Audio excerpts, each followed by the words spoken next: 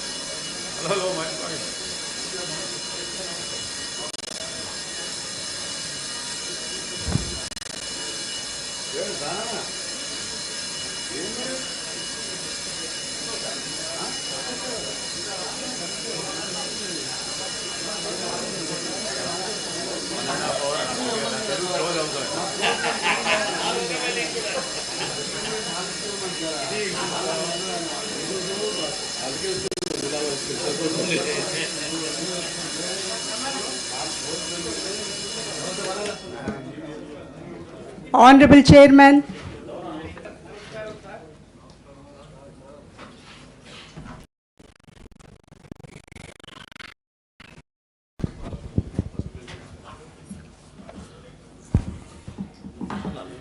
I request the Minister for Legislative Affairs to present the annual financial statement for the year of 2024-2025 on the behalf of the Deputy Chief Minister of Finance. Honorable Chairman, sir, with your permission, I beg to present the annual financial statement budget for 2024-25 on behalf of Deputy Chief Minister, Finance and Planning Energy. Adhyaksha,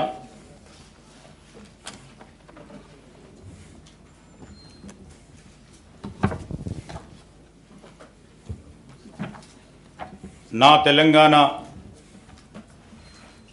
కోటి రత్నాల వీణ అని మహాకవి దాశరథి గారు చెప్పిన తెలంగాణను సాకారం చేసిన శ్రీమతి సోనియా గాంధీ గారి ఆశీస్సులతో కాంగ్రెస్ ప్రభుత్వం తొలి పూర్తి రాష్ట్ర బడ్జెట్ను ప్రవేశపెడుతున్నందుకు నేనెంతో సంతోషిస్తున్నాను. గత 10 ఏళ్ల అస్తవ్యస్త పాలనకు విఘ్నతతో చమరగీతం పాడిన తెలంగాణ ప్రజానికానికి మా ప్రభుత్వం తరఫున కృతజ్ఞతాపూర్వక నమస్కారాలు తెలియజేస్తున్నాను. ప్రత్యేక తెలంగాణ రాష్ట్రం ఏర్పడితేనే తమ కలలు సాకారమవుతాయని తెలంగాణ ప్రజలు ప్రాణాలను సైతం ఒడి సుదీర్ఘకాలం ఉద్యమించారు.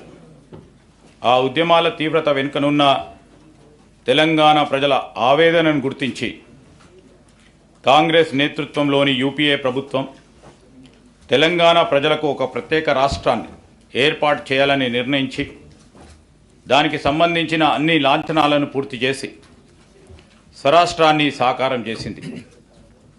తెలంగాణ రాష్ట్రం ఏర్పడ్డ తర్వాత గత దశాబ్ద కాలంలో రాష్ట్ర పురోభివృద్ధి ఆశించిన మేరకు జరగలేదు.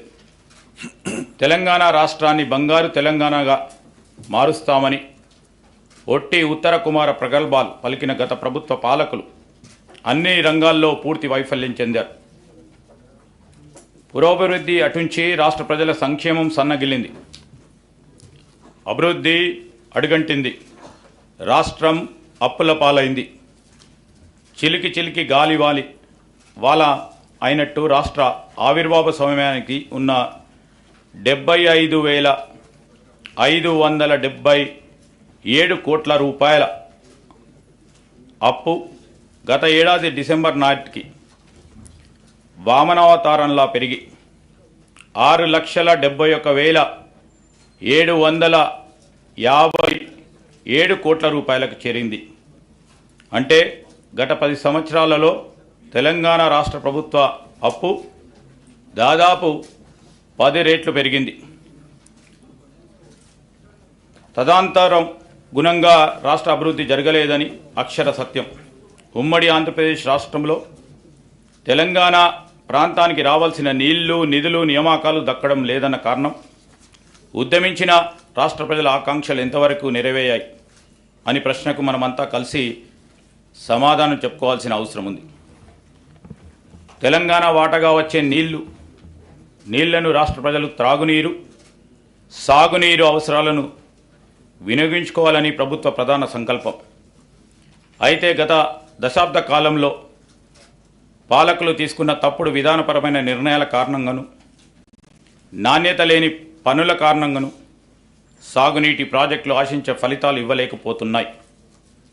నీళ్లు ఏ కాలువల ద్వారా పారించాలనే ధ్యేయంతో కాకుండా అవినీతి సొమ్మును ఏ కాలువల ద్వారా ప్రవహింపచేయాలనే లక్ష్యంతో గత ప్రభుత్వం పనిచేయడం వలన రైతులు సాగునీటి సమస్యలు అపరిష్కృతంగానే మిగిలిపోయాయి. పర్యవసానంగా నీళ్లను మనం సమర్థవంతంగా వాడుకోలేని పరిస్థితి దాపురించింది. ఈ పరిస్థితి నుండి బయటపడే విధంగా తగిన దిద్దుబాటు చర్యలను చేపట్టడంతో పాటు మరింత మేలైన ప్రాజెక్టుల నిర్మాణం చేపట్టాలనే కృతనిశ్చయంతో ఈ ప్రభుత్వం ఉంది. ఇక నిధుల విషయానికి వస్తే, గత ప్రభుత్వ కాలంలో ఆదాయం ద్వారా కానీ, అప్పుల ద్వారా కానీ, తదితర మార్గాల ద్వారా కానీ సమకూరిన నిధుల వ్యయానికి, రాష్ట్ర పురోగతికి ఏమాత్రాన పొంతన లేని పరిస్థితి నెలకొంది. ఒక ప్రక్క అప్పులు పెరగడంతో పాటు వేరొక ప్రక్క బిల్లులు, బకాయిలు భారీగా పేరుకపోవడం వల్ల రాష్ట్ర ఆర్థిక పరిస్థితి ప్రమాద స్థాయికి చేరుకుంది. ప్రణాళికాబద్ధంగా నడపవలసిన రాష్ట్ర ఆర్థిక వ్యవస్థను ఒంటెద్ది పోకడంతో సొంత జాగీర్ల ఆర్థిక క్రమశిక్షణ ఏమాత్రం పాటించక గత ప్రభుత్వం చేసిన తప్పిదాల పర్యవసానం మేము వారసత్వంగా అందుకున్నాం. రాష్ట్ర విభజన నాటికి ఎంతో సమృద్ధిగా, ఆర్థికంగా పరిపుష్టిగా ఉన్న రాష్ట్రం నేడు అప్పుల కుప్పగా మారడం విచారకరం. కనీసం రాష్ట్ర ప్రభుత్వ ఉద్యోగుల వేతనాలు చెల్లింపులకు, పెన్షన్ చెల్లింపులకు కటకటలాడి సరైన కాలంలో చెల్లించకపోవడం వారి ఆర్థిక క్రమశిక్షణ రాహిత్యానికి, ప్రజా సంక్షేమంపై నిర్లక్ష్యానికి మచ్చుతునక మాత్రమే. ఇటువంటి నిర్లక్ష్య వైఖరి వలన అటు ఉద్యోగులు, పెన్షనర్లు మాత్రమే కాక సామాన్య ప్రజలు, ప్రభుత్వ పథకాలపై ఆధారపడిన అభాగ్యులు, పేద ప్రజలు చెప్పుకోలేని కష్టాలు పడ్డారు. మా ప్రభుత్వం ఏర్పడే నాటికి కుంటుపడిన ఆర్థిక వ్యవస్థను గాడిలో పెట్టడం, మేము ఎదుర్కొన్న పెను సవాళ్లు, తలకు మించిన రుణభారం ఉన్నప్పటికీ దుబారా ఖర్చులు కట్టడి చేసి ఆర్థిక క్రమశిక్షణతో పాలన ప్రారంభించాం. తద్వారా ఉద్యోగులకు, పెన్షన్దారులకు సకాలంలోనే జీతాలు చెల్లించడానికి వెసులుబాటు కలిగింది. ఈ సంవత్సరం మార్చి నెల నుండి పాటించక గత ప్రభుత్వం చేసిన తప్పిదాల పర్యవసానం మేము ఈరోజు వారసత్వంగా అందుకున్నాం. రాష్ట్ర విభజన నాటికి పెన్షన్లు చెల్లించడానికి మా ప్రభుత్వం చర్యలు తీసుకుంది. డిసెంబర్ 2023లో మా ప్రభుత్వం రాష్ట్ర ఆర్థిక స్థితిపై శ్వేతపత్రం విడుదల చేసే నాటికి 6,71,757 కోట్ల రూపాయల అప్పు ఉన్నట్లు తేలింది. గత ప్రభుత్వం చేసిన అప్పులైనా ప్రభుత్వ పరంగా బాధ్యతతో వాటిని తీర్చేందుకు అన్ని చర్యలకు శ్రీకారం చుట్టాం. మా ప్రభుత్వం ఏర్పడ్డ తర్వాత 35,118 కోట్ల రూపాయల రుణాలు తీసుకోగా, గత ప్రభుత్వం చేసిన రుణాలలో అసలు వడ్డీలతో కలిపి 42,892 కోట్ల రూపాయల బకాయిలను చెల్లించాం. అంటే మా ప్రభుత్వం తీసుకున్న రుణాల కన్నా 7,774 కోట్ల రూపాయలు ఎక్కువగా రుణాలు ఈ కొద్ది నెలలు చెల్లించడం ద్వారా మా చిత్తశుద్ధి అర్థమవుతోంది. గత ప్రభుత్వ నిర్వాహకం వలన చివరికి అప్పులు కట్టడానికి, అప్పులు తీసుకునే పరిస్థితికి రాష్ట్రం దిగజారింది. రాష్ట్ర ఆర్థిక పరిస్థితి ఎంత క్లిష్టంగా ఉన్నా సంక్షేమాన్ని మాత్రం మేము విస్మరించలేదు. డిసెంబర్ నుండి నేటి వరకు 34,579 కోట్ల రూపాయలు వివిధ పథకాలపై ఖర్చు చేశాం. ఈ పథకాల్లో ముఖ్యమైనవి మహిళలకు ఉచిత బస్సు ప్రయాణం, 200 యూనిట్ల ఉచిత కరెంటు, రైతు భరోసా, బియ్యంపై సబ్సిడీలు మరియు చేయూత. సంక్షేమంతో పాటు మూలధన వ్యయానికి క్యాపిటల్ ఎక్స్పెండిచర్ కూడా అదనంగా 19,456 కోట్ల రూపాయలు ఖర్చు చేశాం. తెలంగాణ రాష్ట్రం ఏర్పడ్డ 10 ఏళ్ల తర్వాత వాస్తవానికి దగ్గరగా ప్రణాళికబద్ధమైన బడ్జెట్ను తొలిసారిగా మా ప్రభుత్వం 2024 ఫిబ్రవరి 10న శాసనసభలో ప్రవేశపెట్టడం జరిగింది. గత దశాబ్ద కాలంలో నియామకాల విషయానికి వస్తే రాష్ట్ర నిరుద్యోగ యువత కన్న కలలు కల్లలైపోయింది. కొత్త ఉద్యోగాలను సృష్టించడం అనే మాట అటుంస్తే ఉన్న ఉద్యోగాల నియామక ప్రక్రియలో గత ప్రభుత్వం చూపెట్టిన అలసత్వం, నిర్లక్ష్యం కారణంగా నిరుద్యోగ యువత ఆశలు అడుగంటిపోయాయి. తాము చేపట్టిన అరకొర ఉద్యోగాల నియామకాల ప్రక్రియలో చోటు చేసుకున్న అక్రమాలు, పేపర్ లీకేజీలు, అసమర్థ పరీక్ష నిర్వహణ వలన అర్హులైన యువతకు ఉద్యోగాలు రాని పరిస్థితి దాపురించింది. ప్రభుత్వం మరియు ప్రభుత్వ రంగ సంస్థల్లో కొత్త ఉద్యోగాలను సృష్టించడానికి ఉద్యోగ నియామక ప్రక్రియలో పారదర్శకంగా పనిచేయడానికి తగిన చర్యలు మా ప్రభుత్వం తీసుకుంటుంది. టీజీపీఎస్సీ సంస్థను సమూలంగా ప్రక్షాళన చేసి వారికి రావాల్సిన నిధులను మరియు మౌలిక వసతులను సమకూర్చాం. పోలీసు, వైద్య మరియు ఇతర రంగాల్లో ఇప్పటికే 31,768 ఉద్యోగ నియామక పత్రాలను అందజేశాం. ఉద్యోగ నియామక ప్రక్రియలో ఇదివరకు చోటు చేసుకున్న అవకతవకలను సరిదిద్ది నియామక ప్రణాళిక క్యాలెండర్ను త్వరలోనే ప్రకటిస్తున్నాం. గత ప్రభుత్వ వైఫల్యాలను గమనించిన రాష్ట్ర ప్రజలు మార్పు కోరి ఇందిరమ్మ రాజ్యం కోసం కాంగ్రెస్ పార్టీకి అధికారం ఇచ్చారు. తత్ఫలితంగా గౌరవనీయులు శ్రీ రేవంత్ రెడ్డి గారి నేతృత్వంలో కాంగ్రెస్ పార్టీ ప్రభుత్వాన్ని ఏర్పరిచింది. ప్రజల ఆకాంక్షలతో కాంగ్రెస్ పార్టీ ఆశయాలను సమన్వయపరిచి ఎన్నికల ముందు మేమిచ్చిన హామీలను, అభివృద్ధి కార్యక్రమాలను అమలుపరచాలని దృఢదీక్షతో ప్రభుత్వాన్ని ఏర్పాటు చేశాం. మేమిచ్చిన హామీలు ఎన్నికల్లో ఏదో విధంగా గెలవాలనే ఉద్దేశంతో ఇచ్చినవి కావు. ప్రజల గుండె చప్పులను స్పందించి రూపొందించినవే.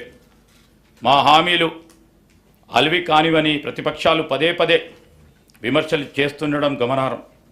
సంకల్ప బలం, చిత్తశుద్ధి, సమర్థత, నిజాయితీ పునాదులుగా నిర్మితమైన మా ప్రభుత్వానికి అలవి కానివి లేవని నిరూపించాం. ఇందుకు తొలిమెట్టిగా రాష్ట్ర మహిళలకు అందరికీ ఇప్పటికే మహాలక్ష్మి పథకం కింద ఉచిత ఆర్టీసీ బస్సు ప్రయాణం కల్పించాం. ఆరోగ్యశ్రీ పథకం కింద అర్హులైన వారందరికీ వైద్య ఖర్చుల నిమిత్తం 5 లక్షల రూపాయల పరిమితిని 10 లక్షల రూపాయల వరకు పెంచడం మా ప్రభుత్వ చిత్తశుద్ధికి నిదర్శనం. మహాలక్ష్మి పథకం కింద 500 రూపాయలకే గ్యాస్ సిలిండర్ అర్హులైన వారందరికీ సరఫరా చేస్తున్నాం. పేదలకు సొంతింటి కల నెరవేర్చే ఇంద్రమ్మ ఇళ్ల పథకాన్ని కూడా ప్రారంభించాం. నెలకు 200 యూనిట్ల విద్యుత్తును అర్హులైన వినియోగదారులకు ఉచితంగా ఇస్తున్నాం. ఈ పథకాలన్నీ మా ప్రభుత్వం ఏర్పడ్డ కొద్ది రోజుల్లోనే మేమిచ్చిన హామీలకు అనుగుణంగా అమలుపరిచాం. ఇది మా నిజాయితీకి నిదర్శనం. రైతు భరోసాతో పాటు ఇతర హామీలన్నింటినీ సత్వరమే పూర్తి స్థాయిలో అమలు చేసి తీరుతాం. ఒక ముక్కలో చెప్పాలంటే ఎన్నికల సమయంలో ఇందిరమ్మ రాజ్యం తెలంగాణలో స్థాపిస్తామని ప్రజలకు ఇచ్చిన వాగ్దానాన్ని నిలబెట్టుకోవడానికి నిరంతర కృషి చేస్తాం. బడ్జెట్ అనేది కేవలం అంకెల సమాహారం కాదు, అది మన విలువల మరియు ఆశల వ్యక్తీకరణ కూడా. The budget is not just a collection of numbers but also an expression of values and aspirations. మేము ప్రవేశపెడుతున్న ఈ బడ్జెట్ మమ్మల్ని నమ్మిన రాష్ట్ర ప్రజల ఆకాంక్షలను మరియు వారి నమ్మకాలను ప్రతిబింబమే. తెలంగాణ రాష్ట్ర ఆర్థిక స్థితిగతులు 2023-24 సంవత్సరానికి ప్రపంచ ఆర్థిక వ్యవస్థ 3.2% అభివృద్ధి చెందింది. ఇదే కాలానికి భారతదేశ ఆర్థిక రంగం 7.6%, తెలంగాణ 7%, 4%గా వృద్ధి నమోదు చేశాయి. అంటే గత సంవత్సరంలో తెలంగాణ వృద్ధి రేటు జాతీయ వృద్ధి రేటు కన్నా తక్కువ అని గమనించాలి. 2023-24 ఆర్థిక సంవత్సరంలో తెలంగాణ స్థూల రాష్ట్ర దేశీయ ఉత్పత్తి GSDP ప్రస్తుత ధరల ఆధారంగా లెక్కిస్తే 14,63,963 కోట్ల రూపాయలు గత సంవత్సరంలో పోలిస్తే 11.9% వృద్ధి రేటు నమోదైంది. జాతీయ స్థాయిలో ఈ వృద్ధి రేటు 9.1% ఉంది. ఆదాయ వృద్ధిలో పోల్చినప్పుడు పెరిగిన రుణం వలన ఖర్చుల కోసం ప్రభుత్వ రుణాలపై భారీగా ఆధారపడిందన్న విషయం స్పష్టమవుతోంది. ఇటువంటి పరిస్థితి ఆర్థిక సుస్థిరతకు ప్రమాదం కలిగించే అవకాశం ఉంది. ఆదాయాన్ని మించి రుణం నిరంతరంగా పెరుగుతుంటే కఠోర ఆర్థిక సంస్కరణలు తీసుకురాని పక్షంలో తెలంగాణ ఆర్థిక స్వస్థత ప్రమాదంలో పడి దానికి నివారించాలంటే ఆర్థిక వ్యయాన్ని ఆదాయాన్ని సమన్వయపరిచే చర్యలు తీసుకోవాల్సిన అవసరం ఉంది. తలసరి ఆదాయం 2023-24 సంవత్సరంలో ప్రస్తుత ధరల ప్రకారం రాష్ట్ర తలసరి ఆదాయం 3,47,299 రూపాయలు. జాతీయ తలసరి ఆదాయం 1,83,000 రూపాయల 236 రూపాయలు. దీనితో పోలిస్తే తెలంగాణ తలసరి ఆదాయం 1,64,063 రూపాయలు ఎక్కువగా ఉంది. అదే సమయంలో తలసరి ఆదాయ స్థాయిలో జిల్లాల మధ్య తీవ్రమైన అంతరం ఉంది. ఉదాహరణకి రంగారెడ్డి జిల్లా తలసరి ఆదాయం 9,46,862 రూపాయలు కాగా వికారాబాద్ జిల్లా తలసరి ఆదాయం 1,80,241 రూపాయలు. దీనిని బట్టి వివిధ జిల్లాల మధ్య ఆర్థికాభివృద్ధి సమాన స్థాయిలో లేదని తెలుస్తుంది. రాష్ట్రంలోని జిల్లాల మధ్య ఉన్న ఆదాయ అంతరాలను తగ్గించడానికి మా ప్రభుత్వం విధానాలను రూపొందించి అమలు పరుస్తుంది. వివిధ రంగాల్లో వృద్ధి రేటు 2023-24లో తెలంగాణలో జోడింపబడిన స్థూల విలువలలో గ్రాస్ వాల్యూ యాడెడ్ సేవల రంగం ద్వారా 65.7%, పారిశ్రామిక రంగం ద్వారా 18.5%, వ్యవసాయం మరియు అనుబంధ రంగాల ద్వారా 15.8% సమకూరింది. ప్రస్తుత ధరల ప్రకారం 2022-23తో పోల్చినప్పుడు 2023-24 వ్యవసాయం మరియు అనుబంధ రంగాల జోడింపబడిన స్థూల విలువ 4% వృద్ధి చెందింది. రాష్ట్ర జనాభాలో 47.3% మంది ప్రజలు ఈ రంగంపై ఆధారపడి జీవిస్తున్నందువల్ల తెలంగాణలో జీవన ప్రమాణాలను పెంచడానికి ఈ రంగం యొక్క ఆర్థిక ప్రగతి అత్యంత కీలకం. ఇక సర్వీస్ రంగంపై 33% మంది, పారిశ్రామిక రంగంపై 19.7% మంది ఆధారపడి జీవిస్తున్నారు. జాతీయ సగటుతో పోల్చినప్పుడు తెలంగాణలో శ్రమ, కార్మిక శక్తి భాగస్వామ్య rate labour force participation rate అధికంగా ఉంది. ప్రజాపాలన, సామాజిక మరియు ఆర్థిక ప్రజాస్వామ్యం లేనిదే రాజకీయ ప్రజాస్వామ్యం సఫలం కాజాలదు. ఆ రెండు కూడా రాజకీయ ప్రజాస్వామ్యానికి పునాదిరాలు.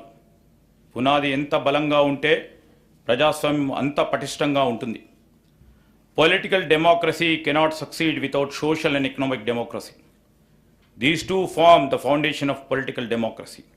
The stronger the foundation, the stronger the democracy, అన్నారు డాక్టర్ బిఆర్ అంబేద్కర్ గారు. ఈ సిద్ధాంతం మనకు శిరోధార్యం. త్రికరణ శుద్ధిగా ఈ సిద్ధాంతాన్ని నమ్మిన కాంగ్రెస్ పార్టీ ప్రభుత్వం దానికి అనుగుణంగా సర్వతోముఖాభివృద్ధికి, అసమానతలు లేని సమసమాజ స్థాపనకు అడుగులు వేస్తుంది. కాంగ్రెస్ ప్రభుత్వం ఏర్పడిన అనతి కాలంలోనే పాలనకి అంకురార్పణ చేసింది. డిసెంబర్ 28, 2023 నుండి జనవరి 6, 2024 వరకు ప్రభుత్వ హామీల అమలుకు రాష్ట్రంలోని అన్ని గ్రామాల్లో, వార్డులలో సభలు ఏర్పాటు చేసి లబ్ధిదారుల నుండి 1,09,00,000 దరఖాస్తులు స్వీకరించబడ్డాయి. వాటన్నిటినీ కంప్యూటర్ ప్రోగ్రాం ద్వారా క్రోడీకరించాం. వచ్చిన దరఖాస్తులన్నిటినీ పరిశీలించి వివిధ పథకాలకు అర్హులైన వారందరినీ గుర్తించి వారి పథకాలను అందజేస్తున్నాం. ఈ సంవత్సరం మార్చి 5వ తేదీ నుండి ప్రతి మండల కేంద్రంలో ప్రజాపాలన సేవా కేంద్రాలను ప్రారంభించాం. ఈ సేవా కేంద్రాల్లో రేషన్ కార్డులు, Aadhaar, gas cylinder, LPG, ED, ID, విద్యుత్ వినియోగ నంబర్ లాంటి వాటికి సవరింపులు చేసుకునే వెసులుబాటు కల్పించాం. దివంగత మాజీ ప్రధాని శ్రీ రాజీవ్ గాంధీ గారు చెప్పినట్లు ప్రభుత్వం పేదరిక నిర్మూలన పథకాలకు ఖర్చు చేసే ప్రతి రూపాయిలో కేవలం 15 పైసలు మాత్రమే నిజమైన లబ్ధిదారుకు చేరుతుందని, ప్రభుత్వ పథకాలు పాలన ఫలితాలు అర్హులకు సరిగా అందినప్పుడు వారు నిరాశ నిస్పృహలకు లోనవుతున్నారు. అలాంటి వారు తమ గలం విప్పి సమస్యలను ఎక్కడ చెప్పుకోవాలో, ఎలా పరిష్కరించుకోవాలో తెలియని దిక్కుతోచని స్థితిలో ఉన్నారు. అటువంటి వారి సమస్యలను వెనువెంటనే ప్రభుత్వ దృష్టికి తీసుకొచ్చి పరిష్కరించే సౌలభ్యం రాష్ట్ర స్థాయి ప్రజావాణి ద్వారా తీసుకొచ్చాం. గతంలో సామాన్యులకు దుర్భేద్యమైన ప్రగతి భవన్ ముళ్ళకంచెలు తొలగించి తలుపులు తెరిచి మహాత్మా జ్యోతిబా ఫూలే ప్రజాభవన్నిగా మార్చాం. అక్కడే వారానికి 2 రోజులు ప్రజావాణిని నిర్వహిస్తూ సామాన్య ప్రజల విశ్వసనీయతను చూరగొన్నాం. ప్రజల నుంచి అందుకున్న ప్రతి అర్జీకి రసీదు ఇస్తున్నాం. అర్జీలన్నింటినీ ఒక పోర్టల్ ద్వారా సంబంధిత అధికారులను వాటిని పరిష్కరించేందుకు వెంటనే పంపడం జరుగుతూ ఉంది. ఈ ప్రజావాణి సక్రమ నిర్వహణకు ఒక ప్రత్యేక ఐఏఎస్ అధికారిని కూడా నియమించాం. వ్యవసాయ రంగం రైతులకు ఆలంబన. ఏ పనైనా ఆగవచ్చు, కానీ వ్యవసాయం ఆగదు. Everything can wait but not agriculture అన్నారు జవహర్లాల్ నెహ్రూ గారు. మన దేశం మొట్టమొదటి ప్రధాని జవహర్లాల్ నెహ్రూ గారు చెప్పిన ఈ మాటలను మేము బలంగా విశ్వసిస్తున్నాం మరియు ఆచరిస్తున్నాం. ఎండకు ఎండుతూ వానకు తడుస్తూ 6 గాలం శ్రమిస్తూ దేశ ఆర్థిక అభివృద్ధికి దోహదపడే శ్రమజీవి రైతు. అప్పులు చేసైనా ఆహారం అందించాలనే తపోదీక్ష రైతన్నది. ఆహార భద్రత కల్పిస్తూ సమాజాన్ని ఆదుకునే రైతన్నకు భరోసా కల్పించడం ప్రభుత్వ కనీస బాధ్యత. వ్యవసాయ రంగంలో అభివృద్ధి సాధించాలంటే రైతన్నలకు తగిన ప్రోత్సాహాలను కల్పించాలి. రైతుకిచ్చే చేయూత 2 విధాలుగా ఉండాలి. మొదటిది వారి పెట్టుబడి సమస్యలు లేకుండా చూడటం. రెండవది వారు పండించిన పంటకి భద్రత కల్పిస్తూ వ్యవసాయ ఉత్పత్తులకు తగిన గిట్టుబాటు ధరలు దక్కేలా చూడటం. రుణమాఫీ. It always seem impossible until it's done అన్నారు నెల్సన్ మండేలా గారు. ఏదైనా పని జరిగే వరకు అది అసాధ్యంగానే గోచరిస్తుంది అని నెల్సన్ మండేలా గారు చెప్పిన ఈ మాటలు కాంగ్రెస్ ప్రభుత్వ రుణమాఫీ హామీకి అక్షరాలా వర్తిస్తాయి. రైతులకు 2 లక్షల రుణమాఫీ అనేది మా కాంగ్రెస్ ప్రభుత్వం ఇచ్చిన హామీల్లో అత్యంత ప్రధానమైంది. ఎంతో సాహసోపేతంగా మా నాయకులు శ్రీ రాహుల్ గాంధీ గారు వరంగల్ రైతు డిక్లరేషన్లో రైతులకు 2 లక్షల రూపాయల రుణమాఫీ చేస్తామని ప్రకటించారు. ఈ రుణమాఫీకి అవసరమైన నిధులను ఎలాగైనా సమీకరించాలనే సంకల్ప బలం మా మొదటి నుంచి ఉంది. గత ప్రభుత్వం 2014లో రైతులకు 1 లక్ష రూపాయల రుణమాఫీ చేస్తామని ప్రకటించి 2014 నుండి 2018 వరకు 4 విడతల్లో నిధులు విడుదల చేసింది. ఇలా పలు దఫాల్లో నిధులు విడుదల వలన అసలు తీరకపోవడంతో పాటు రైతులకు వడ్డీ భారం కూడా పెరిగింది. రెండవసారి అధికారంలో వచ్చిన తర్వాత కూడా మళ్ళీ 1 లక్ష రూపాయల రుణమాఫీ చేస్తామని చెప్పి 5 సంవత్సరాల కాలంలో సరిగ్గా ఎన్నికల ముందు కొద్దిపాటి నిధులు విడుదల చేసిన చేతులు దులుపుకున్నారు. దీనివల్ల రైతులు తీవ్రంగా నష్టపోయారు. వడ్డీ భారం పెరిగిపోవటం, పాత బకాయిలు తీరకపోవడం వలన బ్యాంకులు కొత్త రుణాలు ఇవ్వలేం. వ్యవసాయానికి పెట్టుబడి అందక రైతులు వడ్డీ వ్యాపారుల దయాదాక్షిణ్యాలపై ఆధారపడి బతకాల్సిన దుస్థితి ఏర్పడ్డది. ఇలా అరకొర రుణమాఫీలపై కాకుండా రైతుకు నిజమైన మేలు జరగాలనే ఉద్దేశంతో మా ప్రభుత్వం ఒకేసారిగా 31,000 కోట్ల రూపాయల రుణమాఫీ చేయాలని సంకల్పించింది. చేతగానమ్మకు మాటలు ఎక్కువైనట్లు రుణమాఫీలో కూడా పూర్తిగా విఫలమైన గత ప్రభుత్వ నాయకులు మా చిత్తశుద్ధిని శంకిస్తూ ప్రజలను తప్పుదోవ పట్టించేందుకు శతవిధాలా ప్రయత్నించారు. ఇంకా ప్రయత్నం చేస్తూనే ఉన్నారు. డిసెంబర్ 12, 2018లో సంవత్సరం నుండి డిసెంబర్ 9, 2023 వరకు ఉన్న రుణాలన్నిటికీ రుణమాఫీ వర్తింపజేస్తూ అత్యంత సాహసోపేతమైన నిర్ణయం తీసుకున్నాం.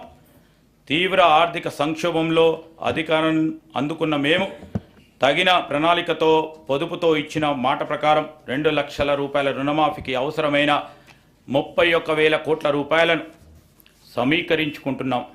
జూలై 18న లక్ష రూపాయల వరకు రుణమున్న 11.34 లక్షల రైతన్నలకి 6,035 కోట్ల రూపాయల రుణమాఫీ మొత్తాన్ని వారి ఖాతాల్లో ఒక్కసారి జమ చేశాం. 2 లక్షల రూపాయల వరకు రుణమున్న మిగతా రైతులకి కూడా అతి త్వరలో రుణమాఫీ జరుగుతుంది. కాంగ్రెస్ మాట ఇస్తే శిలాశాసనమని రుణమాఫీ అమలుతో మరొకసారి రుజువైంది. ఈ రుణమాఫీతో పాటు తీవ్ర నిరాశతో ఉన్న రాష్ట్ర అన్నదాతలు భవిష్యత్తు తిరిగి ఆశల్లో చిగురించాయి. వారి సంబరాలు అంబరాన్ని అంటాయి. ఇంకా ముందుకు కూడా రైతు పక్షాన మా ప్రభుత్వం సదా అండగా ఉంటుంది. రైతు భరోసా గత ప్రభుత్వం అమలు చేసిన రైతు బంధు పథకం కింద 80,440 కోట్ల రూపాయలు ఖర్చు చేసింది. దీంట్లో అధిక శాతం లబ్ధి అనర్హులకు, సాగులో లేని భూమి యాజమానులకు, రియల్ ఎస్టేట్ వ్యాపారులకు అందడం వల్ల నిధులు భారీగా దుర్వినియోగం అయ్యాయి. గత ప్రభుత్వం చేసిన ఈ నిర్వాహకం వల్ల ప్రభుత్వ సొమ్ము నిరుపయోగమైంది. గత ప్రభుత్వం వారు రూపొందించుకున్న నియమ నిబంధనలను వారే తుంగలో తొక్కారు.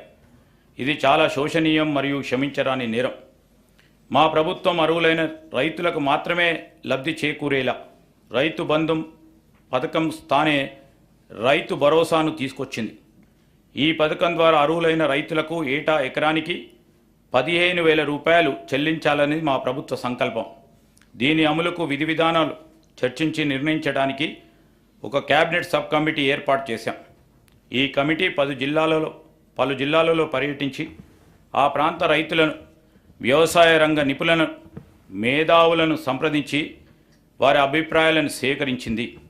ప్రజాభిప్రాయాలన్నింటినీ కూడా క్రోడీకరించి వాటిని గౌరవ సభలో ఉంచి చర్చించి గౌరవ శాసన మండలి సభ్యులందరి అభిప్రాయం తీసుకొని అమలు చేయాల్సిన విధి విధానాలపై తగు నిర్ణయం తీసుకుంటాం. ప్రభుత్వ విధానాలు పారదర్శకంగా ప్రజల భాగస్వామ్యంతో ఖరారు చేయాలి. అంతేగాని 4 గోడల గడిల మధ్యనే కాదని మా పనితీరుకు రైతు భరోసా విధానం ఒక ఉదాహరణ. రైతు కూలీల సంక్షేమం.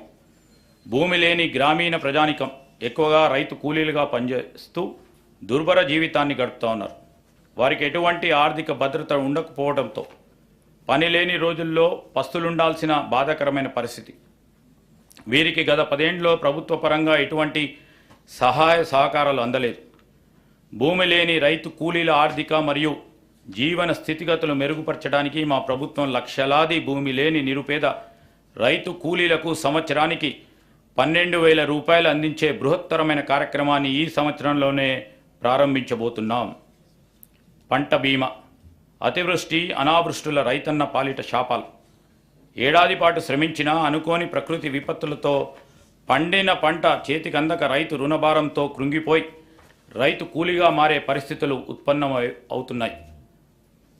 ఇలాంటి దైన్య స్థితి నుండి కాపాడాల్సిన బాధ్యత ప్రభుత్వానికి. గత ప్రభుత్వం ఈ పథకానికి అవసరమైన బీమా ప్రీమియం చెల్లించక రైతుల కడగండ్లకు కారణమైంది. మా ప్రభుత్వ రైతుకు ఆర్థిక భద్రత కలిగించేందుకు పంట బీమా పథకాన్ని అమలు చేయడానికి ఈ సంవత్సరం నుండి ప్రధానమంత్రి ఫసల్ బీమా యోజన పథకంలో చేరాలని నిర్ణయించాం.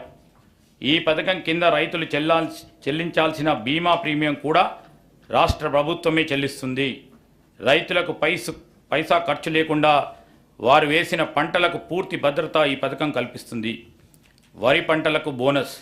తెలంగాణలో వరి సాగు చాలా విస్తృతంగా జరుగుతుంది. పండిన పంటకు సరైన ధర రాక, పెట్టుబడి కూడా దక్కక రైతులు తీవ్రంగా నష్టపోతున్నారు. రాష్ట్రంలో సన్న రకం వరి ధాన్యాల సాగును ప్రోత్సహించడానికి ప్రభుత్వం 33 రకాల వరి ధాన్యాలను గుర్తించి వాటిని పండించిన రైతుకు క్వింటల్కి 500 రూపాయలు బోనస్ చెల్లించాలని నిర్ణయించాం.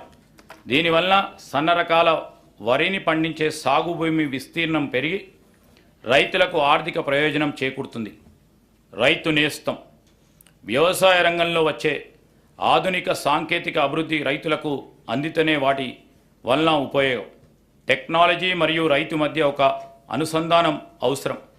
రైతులకు ఎప్పటికప్పుడు కొత్త శాస్త్రీయ పద్ధతుల ద్వారా దిగుబడులు పెంచుకోవడం, పంటలను తెగుళ్ల బారి నుండి రక్షించుకోవడం మరియు ఇతర వ్యవసాయ రంగ పరిజ్ఞానం అందించడం మా ప్రాధాన్యతగా ఉంది.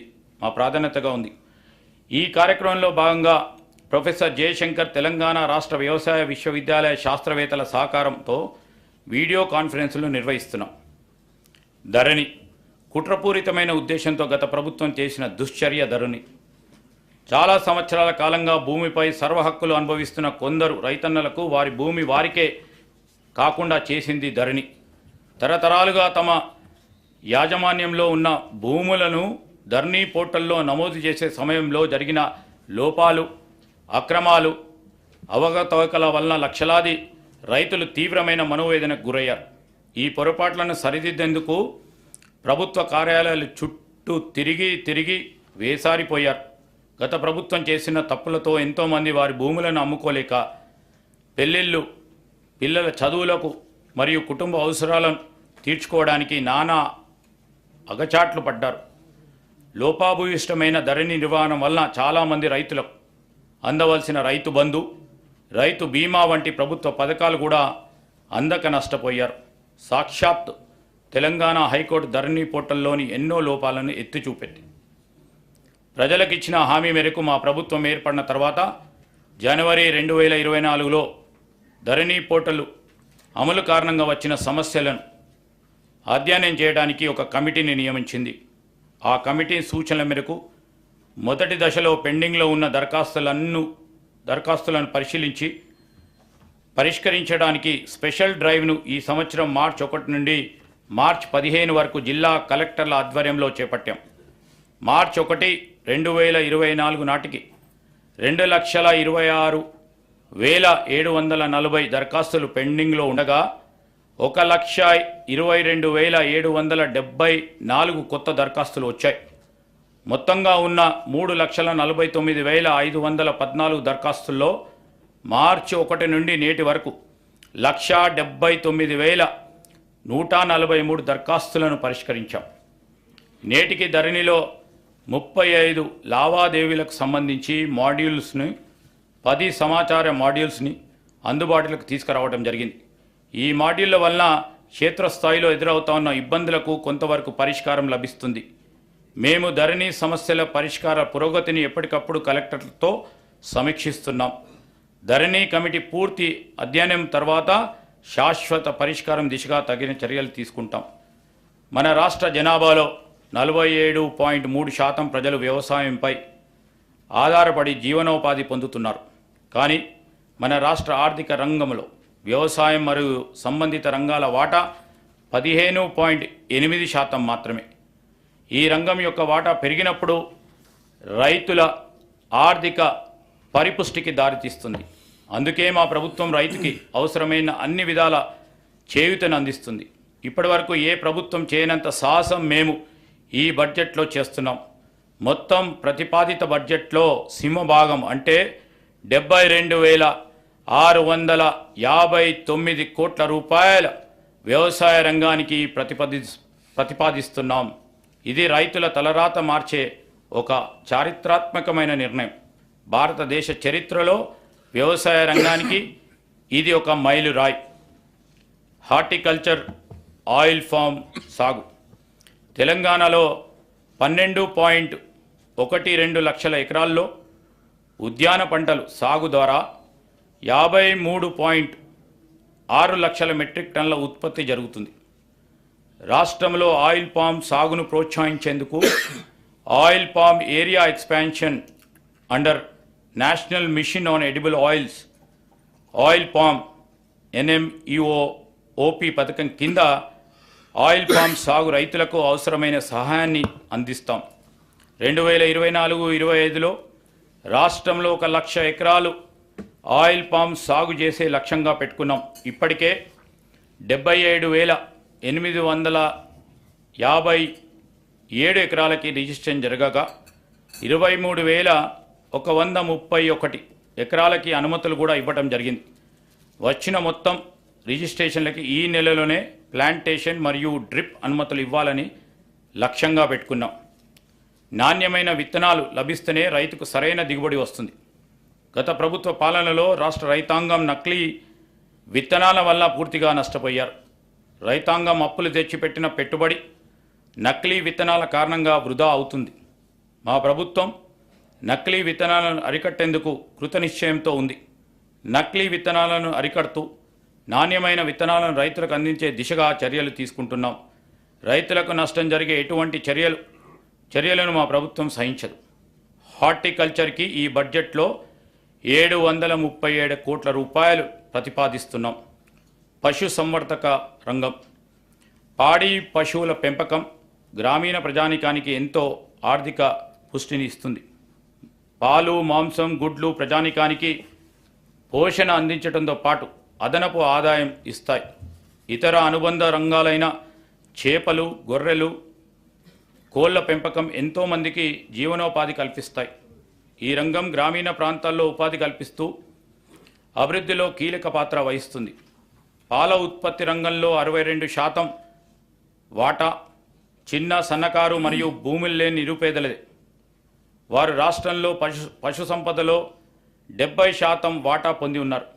ఈ రంగంలో రాష్ట్రం 326.39 లక్షల పశు సంపదతో దేశంలో 8వ స్థానంలో ఉంది.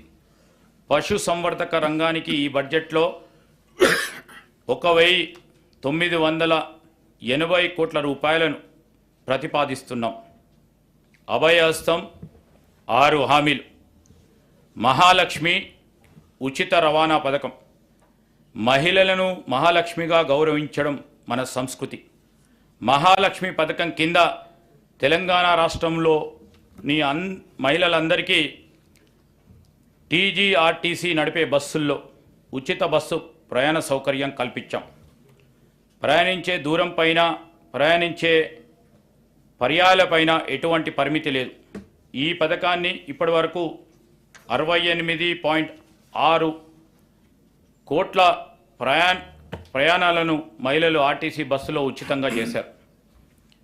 పర్యవసనంగా తెలంగాణ మహిళలకు 2351 కోట్ల రూపాయలు ఆదా అయింది. ఈ ఉచిత బస్సు సౌకర్యం రాష్ట్రమంతా మహిళలలో హర్షాతిరేకాలు వెలువరుస్తున్నాయి. వారు ఈ సౌకర్యాన్ని వినియోగించుకొని రాష్ట్రం నలుమూలలో ఉన్న పర్యాటక కేంద్రాలను, దేవాలయాలను, బంధుమిత్రులను సందర్శించే వెసులుబాటు ఏర్పడ్డది. ఈ ఉచిత బస్సు సౌకర్యం పరోక్షంగా రాష్ట్ర ఆర్థిక అభివృద్ధికి తోడ్పడుతుంది. ఈ పథకానికి అయ్యే ఖర్చు ఆర్టీసీకి ప్రభుత్వం నెలవారీగా చెల్లిస్తుంది.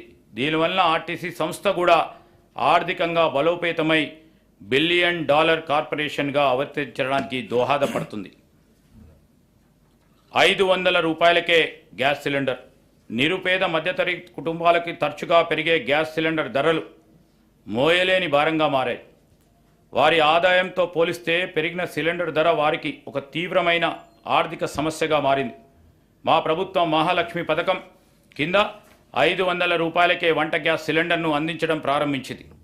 ఈ పథకం ద్వారా ఇప్పటివరకు 39,57,639 కుటుంబాలకు లబ్ధి చేకూరింది. ప్రభుత్వం ఈ పథకానికి ఇప్పటివరకు 200 కోట్ల రూపాయలు వెచ్చించింది. ఈ బడ్జెట్లో ఈ పథకానికి 723 కోట్ల రూపాయలు ప్రతిపాదిస్తున్నాం. గృహజ్యోతి పథకం అల్పాదాయ వర్గాల వారి ఇళ్లలో చీకట్లను పారద్రోలి కాంతులను నింపాలనే సత్సంకల్పంతో మెరుపులాంటి ఆలోచనతో వెలిగిన దీపం గృహజ్యోతి పథకం. ఫిబ్రవరి 2024లో ఈ పథకం అమలుకు అవసరమైన ఉత్తర్వులను, మార్గదర్శకాలను ప్రభుత్వం విడుదల చేసి ఈ సంవత్సరం మార్చి 1 నుండి అమలు చేస్తూ ఉన్నాం. 200 యూనిట్ల కంటే తక్కువ విద్యుత్తుని వినియోగించుకునే గృహాలకు ఉచిత విద్యుత్ అందించడం ఈ పథక ప్రధాన లక్ష్యం.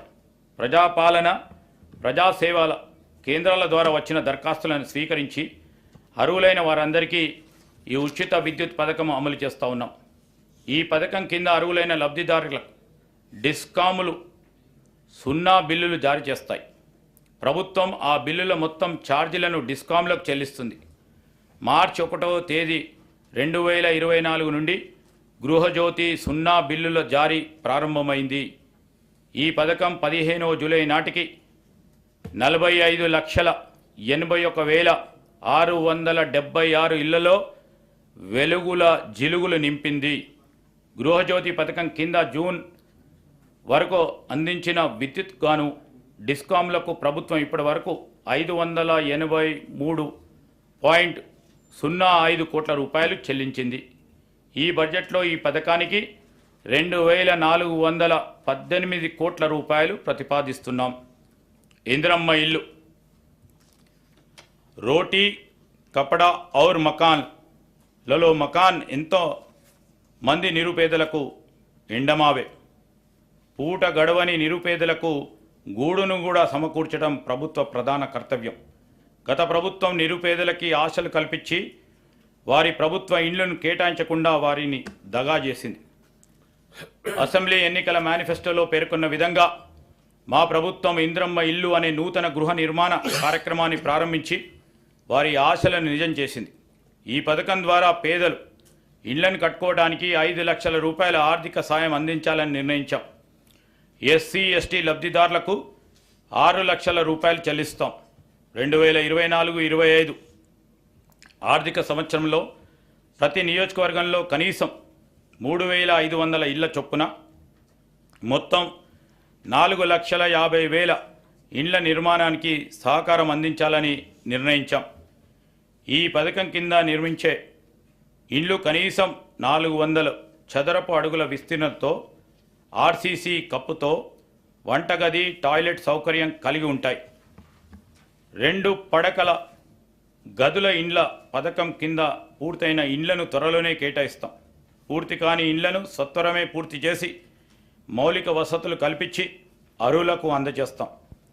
ఈ గృహ నిర్మాణ పథకాలు పేద బడుగు వర్గాల సొంత ఇంటి కలను సాకారం చేసి వారి జీవన ప్రమాణాన్ని పెంచడానికి ఇతోధికంగా తోడ్పడతాయి. ప్రజా పంపిణీ వ్యవస్థ మన దేశంలోని నిరుపేదలు తమ కడుపును నింపుకునేందుకు ప్రభుత్వం ప్రజా పంపిణీ వ్యవస్థ ద్వారా అందించే బియ్యం మరియు నిత్యావసర వస్తువులపై ఆధారపడి ఉంటారు. మన దేశంలో ఉన్న ప్రజా పంపిణీ వ్యవస్థ ప్రపంచంలోనే పెద్దది. అందుకే మన రాష్ట్రంలో గాడి తప్పిన ఈ వ్యవస్థను గాడిలో పెట్టడానికి తగు చర్యలు తీసుకున్నాం.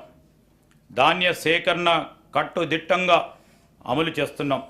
వేసవి తీవ్రతను దృష్టిలో ఉంచుకొని రైతుల సౌకర్యార్థం 2024 రబీ సీజన్లో ధాన్య సేకరణ కేంద్రాల సంఖ్యను 7,178కి పెంచడం జరిగింది. 2023-24 రబీ సీజన్కు ముందు జాగ్రత్త చర్యగా రైతులకు సహాయపడేందుకు ఈ సంవత్సరం మార్చి 25 నాటికే ధాన్యం సేకరణ కేంద్రాలను నెలకొల్పాం. వర్ష సూచనను వాతావరణ పరిస్థితులను ధాన్య సేకరణ కేంద్రాలకు గంటకు తెలియజేసే వాతావరణం యాప్ను కూడా అభివృద్ధి చేసి రైతులను అప్రమత్తం చేస్తూ పంట నష్టాన్ని నివారించడానికి ప్రయత్నిస్తున్నాం. గత ప్రభుత్వంలో రైతుల నుండి కొనుగోలు చేసిన ధాన్యానికి సకాలంలో చెల్లింపు జరిగేవి కాదు. కానీ మేము ఈ చెల్లింపులను 48 గంటల్లోనే చేస్తున్నాం. దానివల్ల రైతుకి పైకం వెంటనే చేతికి వచ్చి అక్రమాలకి అడ్డుకల్లం పడుతుంది. ఇప్పటి వరకు 10,556 కోట్ల రూపాయల రైతు ఖాతాల్లోకి జమ చేయడం జరిగింది. 2010-11 నుండి 2022-23 సంవత్సరాల మధ్య సుమారు 1000 మంది మిల్లర్లు ప్రభుత్వానికి దాదాపు 3,000 కోట్లు బకాయి పడ్డారు. ప్రభుత్వానికి ఇవ్వాల్సిన బియ్యం ఇవ్వకుండా ప్రజాధనంతో ఎంతోమంది మిల్లర్లు వ్యాపారం చేస్తూ కోట్లు గడించారు. ఇది అందరి కళ్ళ ముందే జరుగుతున్నప్పుడు కూడా గత ప్రభుత్వం ఎప్పుడు దీన్ని అరికడదామని ఆలోచన చేయలేదు. సరికదా వారిపై ఎటువంటి కఠిన చర్యలు తీసుకోకుండా పరోక్షంగా కాపాడింది. ఈ విషయంలో జరుగుతున్న అవకతవకలు గుర్తించి వెంటనే దిద్దుబాటు చర్యలు తీసుకున్నాం. గత 6 నెలలుగా విజిలెన్స్ విభాగం మిల్లర్లపై దాడులు చేస్తూ బకాయిలను రాబట్టింది. ప్రభుత్వ కృషి వలన గత 6 నెలల్లో బకాయి పడ్డ కస్టమ్ మిల్లర్స్ నుండి 450 కోట్లు వసూలు చేశాం. 509 కోట్ల బకాయిలు వసూలు చేయడానికి 60 మిల్లర్లపై రెవెన్యూ రికవరీ చట్టం ప్రయోగించాం. గత 6 నెలల నిరంతరం పర్యవేక్షణ చర్య వలన ఎఫ్సిఐకి డెలివరీలు వేగవంతమై 36 లక్షల మెట్రిక్ టన్నులు ధాన్యాన్ని ఇచ్చాం. చిరకాలంగా పేరుకుపోయిన సమస్యలపై దృష్టి సారించి కేంద్ర ప్రభుత్వంతో ఫుడ్ కార్పొరేషన్ ఆఫ్ ఇండియాతో వ్యవహరించడానికి కొత్త వ్యూహాలను అనుసరించాం.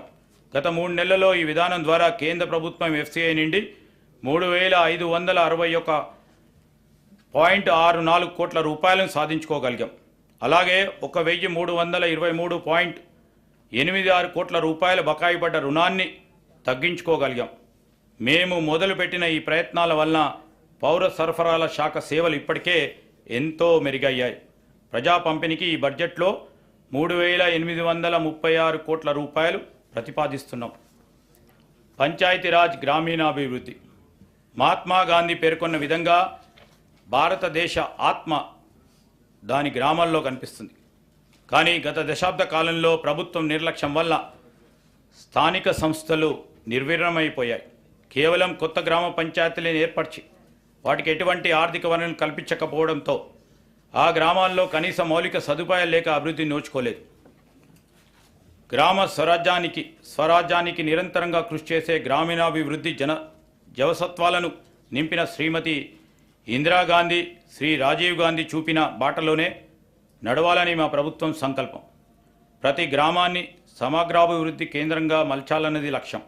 గ్రామాలలో స్థానిక స్వపరిపాలన సజావుగా సాగే విధంగా ఈ ప్రభుత్వం చర్యలు చేపట్టింది. పక్కా రోడ్లు లేని మూల గ్రామాలకు మరియు నివాస ప్రాంతాలకు రోడ్డు నిర్మాణం చేపడతాం. గత ప్రభుత్వం ఎన్నో కోట్ల వ్యయంతో మిషన్ భగీరథను చేపట్టింది. విధాన నిర్ణయాల్లో అమలులో చోటు చేసుకున్న లోపాల వల్ల పైప్ లైన్లకు, స్టోరేజ్ ట్యాంకులకు, పంపింగ్కు సంబంధించిన సమస్యలు అనేకం తలెత్తాయి. ఈ ప్రాజెక్ట్ నిర్మాణంలో జరిగిన అక్రమాల వల్ల ఇప్పటికే చాలా గ్రామీణ ప్రాంతాలకి సురక్షిత త్రాగునీటి సౌకర్యం లేదు. ఈ సంవత్సరం జూన్లో ప్రభుత్వ గ్రామీణ ప్రాంతాల్లో త్రాగునీటి కొరకు సురక్షిత నల్లాలు లేని జనవాసాలను, గృహాలను గుర్తించడానికి ఒక సమగ్ర సర్వేని నిర్వహించింది.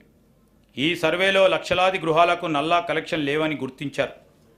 ఈ సర్వే ఫలితాల్లో మిషన్ భగీరథ గురించి గత పాలకులు చెప్పిన గొప్పలు భ్రమలే అని రుజువయ్యాయి. మిషన్ భగీరథలో బయటపడ్డ లోపాలను సవరించి రాష్ట్రంలో 100% గృహాలకి సురక్షిత త్రాగునీరు అందించేందుకు కృషి చేస్తున్నాం. మా ప్రభుత్వం ఏర్పాటైన తర్వాత త్రాగునీటి సమస్యను ఎదుర్కోవడానికి పలు ముందస్తు చర్యలు చేపట్టింది. ఈ ఏడాది ఫిబ్రవరిలోనే వేసవి తీవ్రతను పసిగట్టి ప్రత్యేక అభివృద్ధి నిధి నుండి, గ్రామ పంచాయతీ నిధి నుండి మరియు 15వ ఆర్థిక సంఘం కేటాయింపుల నుండి తగినంత మొత్తాన్ని సమీకరించి త్రాగునీటి ఎద్దడిని సమర్థవంతంగా పరిష్కరించగలిగాం.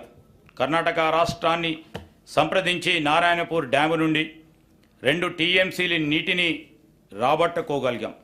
కొత్త బోర్లను, హ్యాండ్ పంపులను సమకూర్చి ములుగు, భద్రాద్రి జిల్లాలోని 35 గుత్తి కోయ నివాసాలకి త్రాగునీటి సరఫరా చేసి చిరకాలంలో పెండింగ్లో ఉన్న సమస్యను పరిష్కరించాం.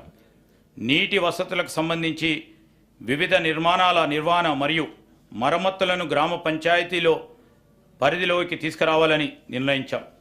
భవిష్యత్తులో అన్ని గ్రామాలు ప్రజలకు నల్లాల ద్వారా రక్షిత మంచినీటి సదుపాయం కల్పించడం, గ్రామ స్థాయిలో అన్ని ఇళ్లకు, పాఠశాలలకు, అంగన్వాడీ కేంద్రాలకి, ఇతర ప్రభుత్వ కేంద్రాలకు త్రాగునీటి అందించడం మా ప్రభుత్వ లక్ష్యం. ఇందిరా మహిళా శక్తి పథకం. మహిళలు సాధించిన ప్రగతే ఆ సమాజ ప్రగతికి కొలమానంగా నేను భావిస్తాను. I measure the progress of the community by the degree of progress which women have achieved అన్నారు డాక్టర్ బిఆర్ అంబేద్కర్. తెలంగాణ ప్రభుత్వం 63 లక్షల మహిళలను విజయవంతమైన వ్యాపార పారిశ్రామికవేత్తలుగా తీర్చిదిద్దే ధ్యేయంతో ఇందిరా మహిళా శక్తి పథకానికి రూపకల్పన చేసింది. శ్రీనిధి ఏర్పాటు, బ్యాంకులతో అనుసంధానం అనే మార్గాల ద్వారా 1,00,000 కోట్ల రూపాయల ఆర్థిక సహాయాన్ని అందించి ఈ లక్ష్యాన్ని సాధిస్తాం. ఈ పథకం ద్వారా మహిళలకి ఆసక్తి ఉన్న రంగాల్లో వృత్తి నైపుణ్య శిక్షణ ఇప్పించడంతో పాటు బ్రాండింగ్, మార్కెటింగ్లలో కూడా మెలకువలు పెంపొందించే విధంగా సౌకర్యాలు కల్పిస్తాం. మహిళా ఔత్సాహిక పారిశ్రామికవేత్తల కోసం ఉమ్మడి ప్రాసెసింగ్ కేంద్రాలతో పాటు ప్రతి శాసనసభ నియోజకవర్గానికి ఒక ప్రత్యేక చిన్నతర పారిశ్రామిక పార్కును ఏర్పాటు చేస్తాం. ఈ పథకం ద్వారా ప్రభుత్వం ఏటా 5,000 గ్రామీణ సంఘాలకి, విఓస్కి, ప్రాంతీయ స్థాయి సమైక్యలకి లబ్ధి చేకూరే విధంగా కార్యాచరణ చేపట్టి రాబోయే 5 సంవత్సరాల్లో 25,000 సంస్థలకి విస్తరింపచేయడానికి కృషి చేస్తూ ఉన్నాం. దీనితో పాటు ఇందిరా మహిళా శక్తి పథకంలో భాగంగా రుణ బీమా పథకాన్ని ఈ సంవత్సరం మార్చి నెలలో ప్రభుత్వం ప్రవేశపెట్టింది. ఈ పథకం కింద సభ్యురాలు మరణించినప్పుడు ఆమె పేరున ఉన్న రుణాన్ని గరిష్టంగా 2 లక్షల రూపాయల వరకు మాఫీ చేయడం జరుగుతుంది. దీన్ని అమలు పరచడానికి 50.41 కోట్ల రూపాయల నిధులు కేటాయించాం.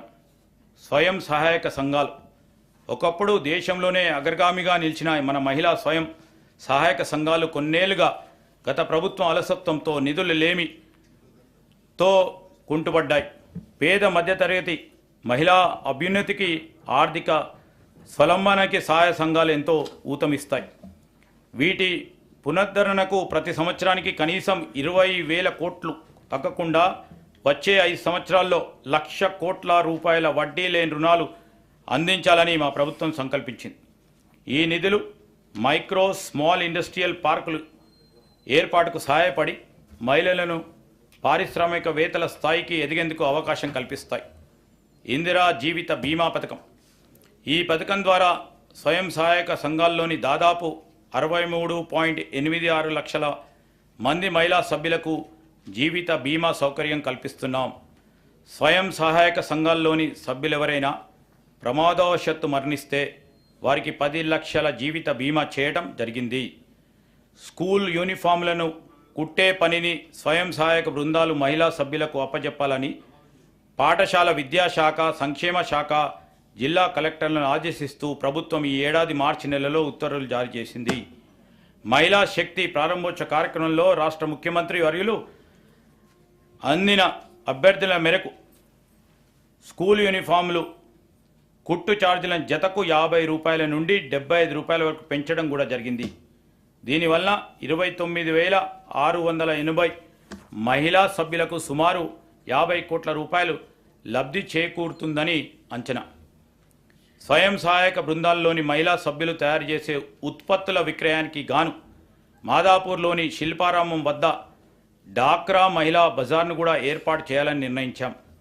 దీని ఏర్పాటుకు గ్రామీణ పేదరిక నిర్మూలన సంస్థ సర్ప్కు 3.20 ఎకరాల భూమిలో గల 106 దుకాణాలతో కూడిన నైట్ బజార్ కాంప్లెక్స్ను అప్పగించాం.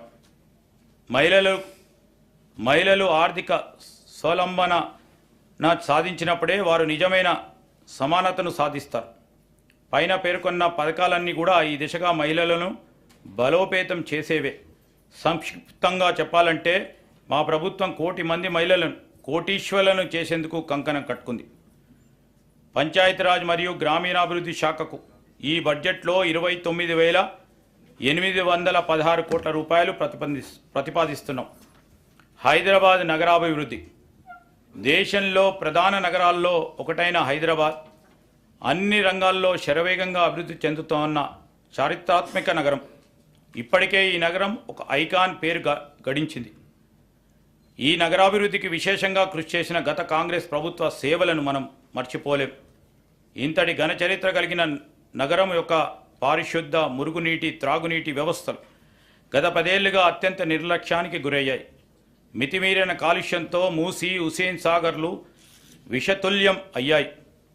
మురికి నీటి కాలువల నిర్వహణ లోపంతో, ఆక్రమణలతో చినుకు పడితే నగరం జలమయమై ప్రజాజీవనం అస్తవ్యస్తమయ్యే పరిస్థితి దాపురించింది. దూరదృష్టి లేని ప్రణాళికలు, ఇబ్బడి ముబ్బడి అక్రమ నిర్మాణాలపై దృష్టి సారించకపోవడంతో నగరాభివృద్ధి కుంటుపడింది. కేవలం కొన్ని ఫ్లైఓవర్లు నిర్మించి దాన్నే అభివృద్ధిగా భ్రమింపజేశారు. హైదరాబాద్లో భూముల వేలం ద్వారా 1,000 కోట్లు సమకూరినా వాటి వినియోగం మాత్రం నగరాభివృద్ధి కొరకు జరగలేదు. హైదరాబాద్ చుట్టుపక్కల ఉన్న పెద్ద పరిశ్రమలు మరియు ఐటీ సంస్థలు లక్షల మందికి ఉపాధి కల్పిస్తున్నాయి. వీటిలో పనిచేసేవారు హైదరాబాద్ నగరం మరియు శివారు ప్రాంతాల్లో నివసిస్తూ వారు పనిచేసే ప్రాంతానికి రోజు దూర ప్రయాణం చేస్తూ ఉంటారు. పనిచేసే ప్రాంతానికి దగ్గరగా నివాసాలు ఉంటే ఎన్నో ప్రయోజనాలు ఉంటాయి. ట్రాఫిక్ రద్దీ తగ్గడం, సమయం ఆదా అవ్వడమే కాకుండా ఆర్థికంగా కూడా ఆదా అవుతుంది. అంతేగాక హైదరాబాద్ చుట్టుప్రక్కల ప్రాంతాలన్నీ కూడా సెల్ఫ్ సస్టైనింగ్ ప్రాంతాలుగా అభివృద్ధి చెందుతాయి. హైదరాబాద్ ప్రధాన నగరంపై వనరులు, సేవల సదుపాయాల కోసం ఒత్తిడి తగ్గుతుంది. శాటిలైట్ టౌన్షిప్ల నిర్మాణం హైదరాబాద్ చుట్టుపక్కల ప్రోత్సహించాలని మా ప్రయత్నం. ఈ టౌన్షిప్లలో సరసమైన ధరలతో పేద మరియు మధ్యతరగతి వారికి అనుకూలమైన నివాస గృహాలు నిర్మాణాలను ప్రోత్సహిస్తాం. టౌన్షిప్లలో అన్ని రకాల సదుపాయాలు అనగా పార్కులు, కమ్యూనిటీ హాళ్ళు, వాణిజ్య ప్రాంతాలు, పాఠశాలలు మొదలైనవన్నీ ఉండేటట్టు ప్రణాళిక రూపొందిస్తున్నాం. హైదరాబాద్ నగరం ఎదుర్కొంటున్న తీవ్ర సమస్య ట్రాఫిక్ స్తంభన. ప్రైవేట్ వాహనాల వినియోగం తగ్గించి పబ్లిక్ ట్రాన్స్పోర్ట్ వ్యవస్థను పటిష్టపరచడం ద్వారా ఈ సమస్యను అధిగమించడానికి అవకాశం ఉంది. దానిలో మెట్రో రైల్ వ్యవస్థ అతి ముఖ్యమైంది. ప్రస్తుతం 3 ట్రాఫిక్ కారిడార్లతో మెట్రో సౌకర్యం ఉంది. మెట్రో మొదటి దశలో కలిగిన అనుభవాల దృష్ట్యా ప్రభుత్వం 2వ దశ ప్రతిపాదనలను సమీక్షించి వాటిని సవరించి కొత్త ప్రతిపాదనలు రూపొందించింది. వివిధ వర్గాల అవసరాలను తీర్చడంతో పాటు నగరంలో అన్ని ప్రాంతాలు సమానంగా అభివృద్ధి చెందాలనే లక్ష్యంతో ప్రభుత్వం 78.4 కిలోమీటర్ల పొడవు ఉన్న 5 ఎక్స్టెండెడ్ కారిడార్లను 24,042 కోట్ల రూపాయలతో అభివృద్ధి పరుస్తుంది. ఇందులో భాగంగా మెట్రో రైలును పాత నగరానికి పొడిగించి దాన్ని శంషాబాద్ విమానాశ్రయానికి అనుసంధానం చేస్తూ ఉన్నాం. అలాగే ప్రస్తుతం ఉన్న కారిడార్లను నాగోలు నుండి ఎల్బీ నగర్ వరకు విస్తరిస్తున్నాం. నాగోలు, ఎల్బీ నగర్ మరియు చంద్రాయనగుట్ట స్టేషన్లను ఇంటర్చేంజ్ స్టేషన్లుగా అభివృద్ధి చేస్తాం. మియాపూర్ నుండి పటాన్ చెరువు వరకు, ఎల్బీ నగర్ నుండి హయత్ నగర్ వరకు మెట్రో రైల్ సౌకర్యాన్ని పొడిగించాలని ప్రణాళిక సిద్ధం చేశాం. హైదరాబాద్ విపత్తు నివారణ మరియు ఆస్తుల పరిరక్షణ సంస్థ హైడ్రా రాష్ట్ర ప్రభుత్వం నగరాభివృద్ధిపై ప్రత్యేక దృష్టి పెట్టింది. హైదరాబాద్ మరియు ఔటర్ రింగ్ రోడ్ వరకు గల ప్రాంతాలను కోర్ అర్బన్ రీజన్గా గుర్తించి వాటి అభివృద్ధికి ప్రత్యేకంగా ప్రణాళిక తయారు చేస్తున్నాం. ఈ ప్రాంత జనాభా రాష్ట్ర జనాభాలో 48.6% ఉంది. రాష్ట్ర ఆర్థిక మరియు జిఎస్డిపి పురోగతిలో ఈ ప్రాంతం అత్యంత కీలకం. తెలంగాణ రాష్ట్రంలో పట్టణ జనాభా వృద్ధి రేటు సాలీనా 3.2% ఉంది. ఇది జాతీయ సగటు కంటే ఎక్కువ. ఐటీ, ఫార్మా, డిఫెన్స్, ఏరోస్పేస్లకు సంబంధించిన పరిశ్రమలు బాగా అభివృద్ధి చెందడం వల్ల హైదరాబాదు నగర శివారులలో పట్టణీకరణ వృద్ధి రేటు అత్యధికంగా కనిపిస్తుంది. ఇది గత కాంగ్రెస్ ప్రభుత్వాలు హైదరాబాద్ నగరాభివృద్ధికి చేసిన కృషికి ఫలితం. ఒక రకంగా ఔటర్ రింగ్ రోడ్డును నగర సరిహద్దుగా పరిగణించవచ్చు. ఔటర్ రింగ్ రోడ్ పరిధిలోని హైదరాబాద్ నగరంతో పాటు ఇతర పట్టణ, గ్రామీణ, స్థానిక సంస్థలు అనేకంగా ఉన్నాయి. ఆయా ప్రాంతాల మధ్య పౌర సేవలలో సమ్యత లేదు. జిహెచ్ఎంసీలో ఒక విపత్తు నిర్వహణ వ్యవస్థ ఉన్నప్పటికీ ఓఆర్ఆర్ పరిధిలో ఉన్న ఇతర పట్టణ ప్రాంతాల్లో ఇలాంటి వ్యవస్థ లేదు. ఈ సమస్యను ఎదుర్కోవడానికి తెలంగాణ ప్రధాన పట్టణ ప్రాంతంలో Telangana core urban area reason విపత్తుల నిర్వహణ కోసం ఒక ఏకీకృత సంస్థను ఏర్పాటు చేయాలని ప్రభుత్వం నిర్ణయించింది.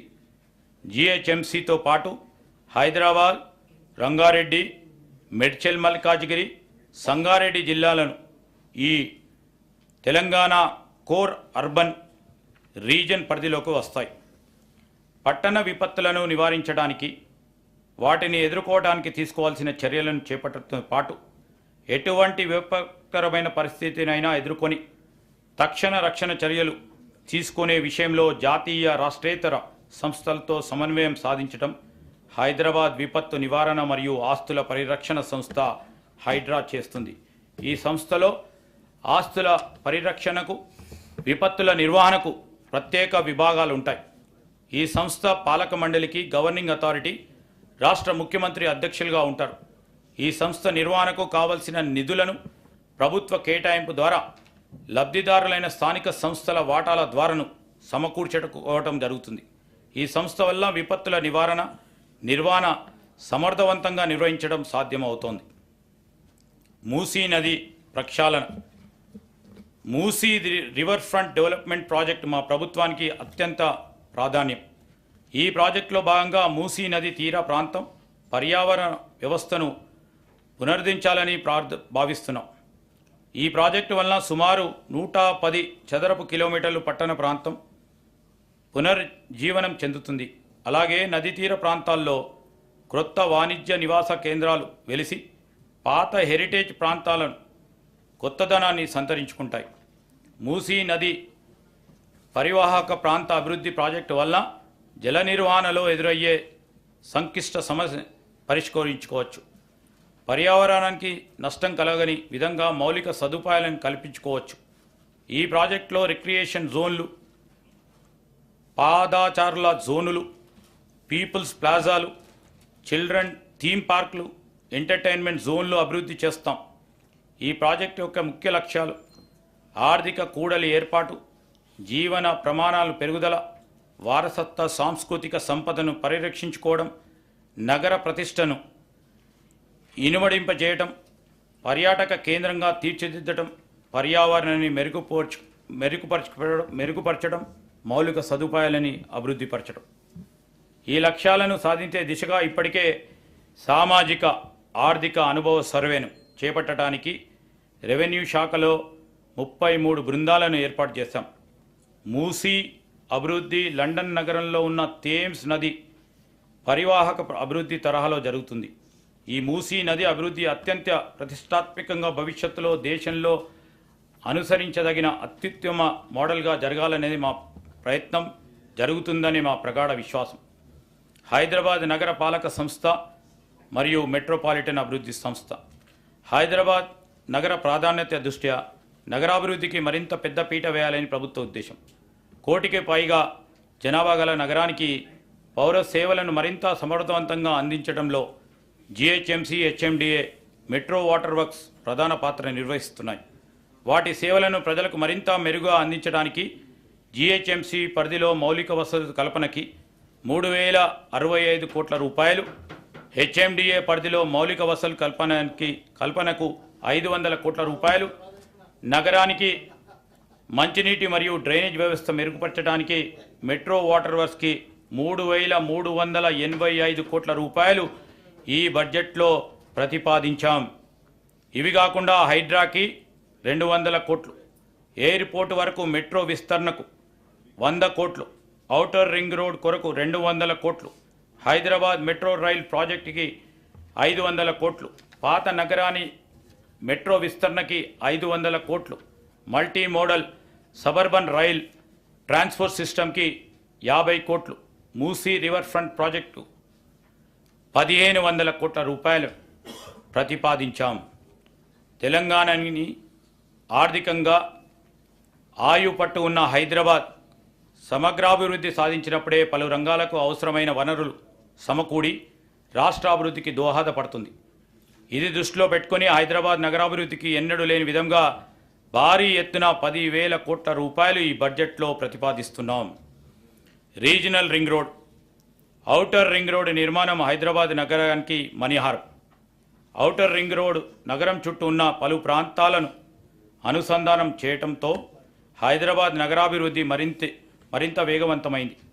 ఇలాంటి ఫలితాలను రాష్ట్రంలో మరిన్ని ప్రాంతాలకు విస్తరించేందుకు ప్రస్తుతం చేపడతా ఉన్న రీజనల్ రింగ్ రోడ్ RRR దోహదపడుతుంది. ఉత్తర ప్రాంతంలోని 158.6 కిలోమీటర్ల పొడవు ఉన్న సంగారెడ్డి, తూప్రాన్, గజ్వేల్, చౌటుప్పల్ రోడ్డును, దక్షిణ ప్రాంతంలోని 189 కిలోమీటర్ల పొడవు ఉన్న చౌటుప్పల్, షాద్నగర్, సంగారెడ్డి రోడ్డును జాతీయ రహదారులా ప్రకటించడానికి వీలుగా అప్గ్రేడ్ చేయాలని మా ప్రభుత్వం ప్రతిపాదిస్తున్నది. రీజనల్ రింగ్ రోడ్డు హైదరాబాద్ నగర ఉత్తర దక్షిణ ప్రాంతాలను, తూర్పు పశ్చిమ ప్రాంతాలను కలుపుతూ జాతీయ రహదారి నెట్వర్క్తో అనుసంధానం చేయబడుతుంది. ఎక్స్ప్రెస్ వే ప్రమాణాలను దృష్టిలో ఉంచుకొని దీని నిర్మాణానికి తగినంత భూమిని సేకరించే ప్రయత్నం జరుగుతుంది. పెరుగుతున్న ట్రాఫిక్ రద్దీకి అనుగుణంగా తొలుత 4 లేన్లలో నిర్మించి దాన్ని 8 లేన్ల సామర్థ్యానికి విస్తరింపచేస్తాం. ఈ ప్రాజెక్టు వలన ఓఆర్ఆర్కు RRRకు మధ్య పలు పరిశ్రమలు, వాణిజ్య సేవలు, రవాణా పార్కులు మొదలైనవి అభివృద్ధి చెందుతాయి.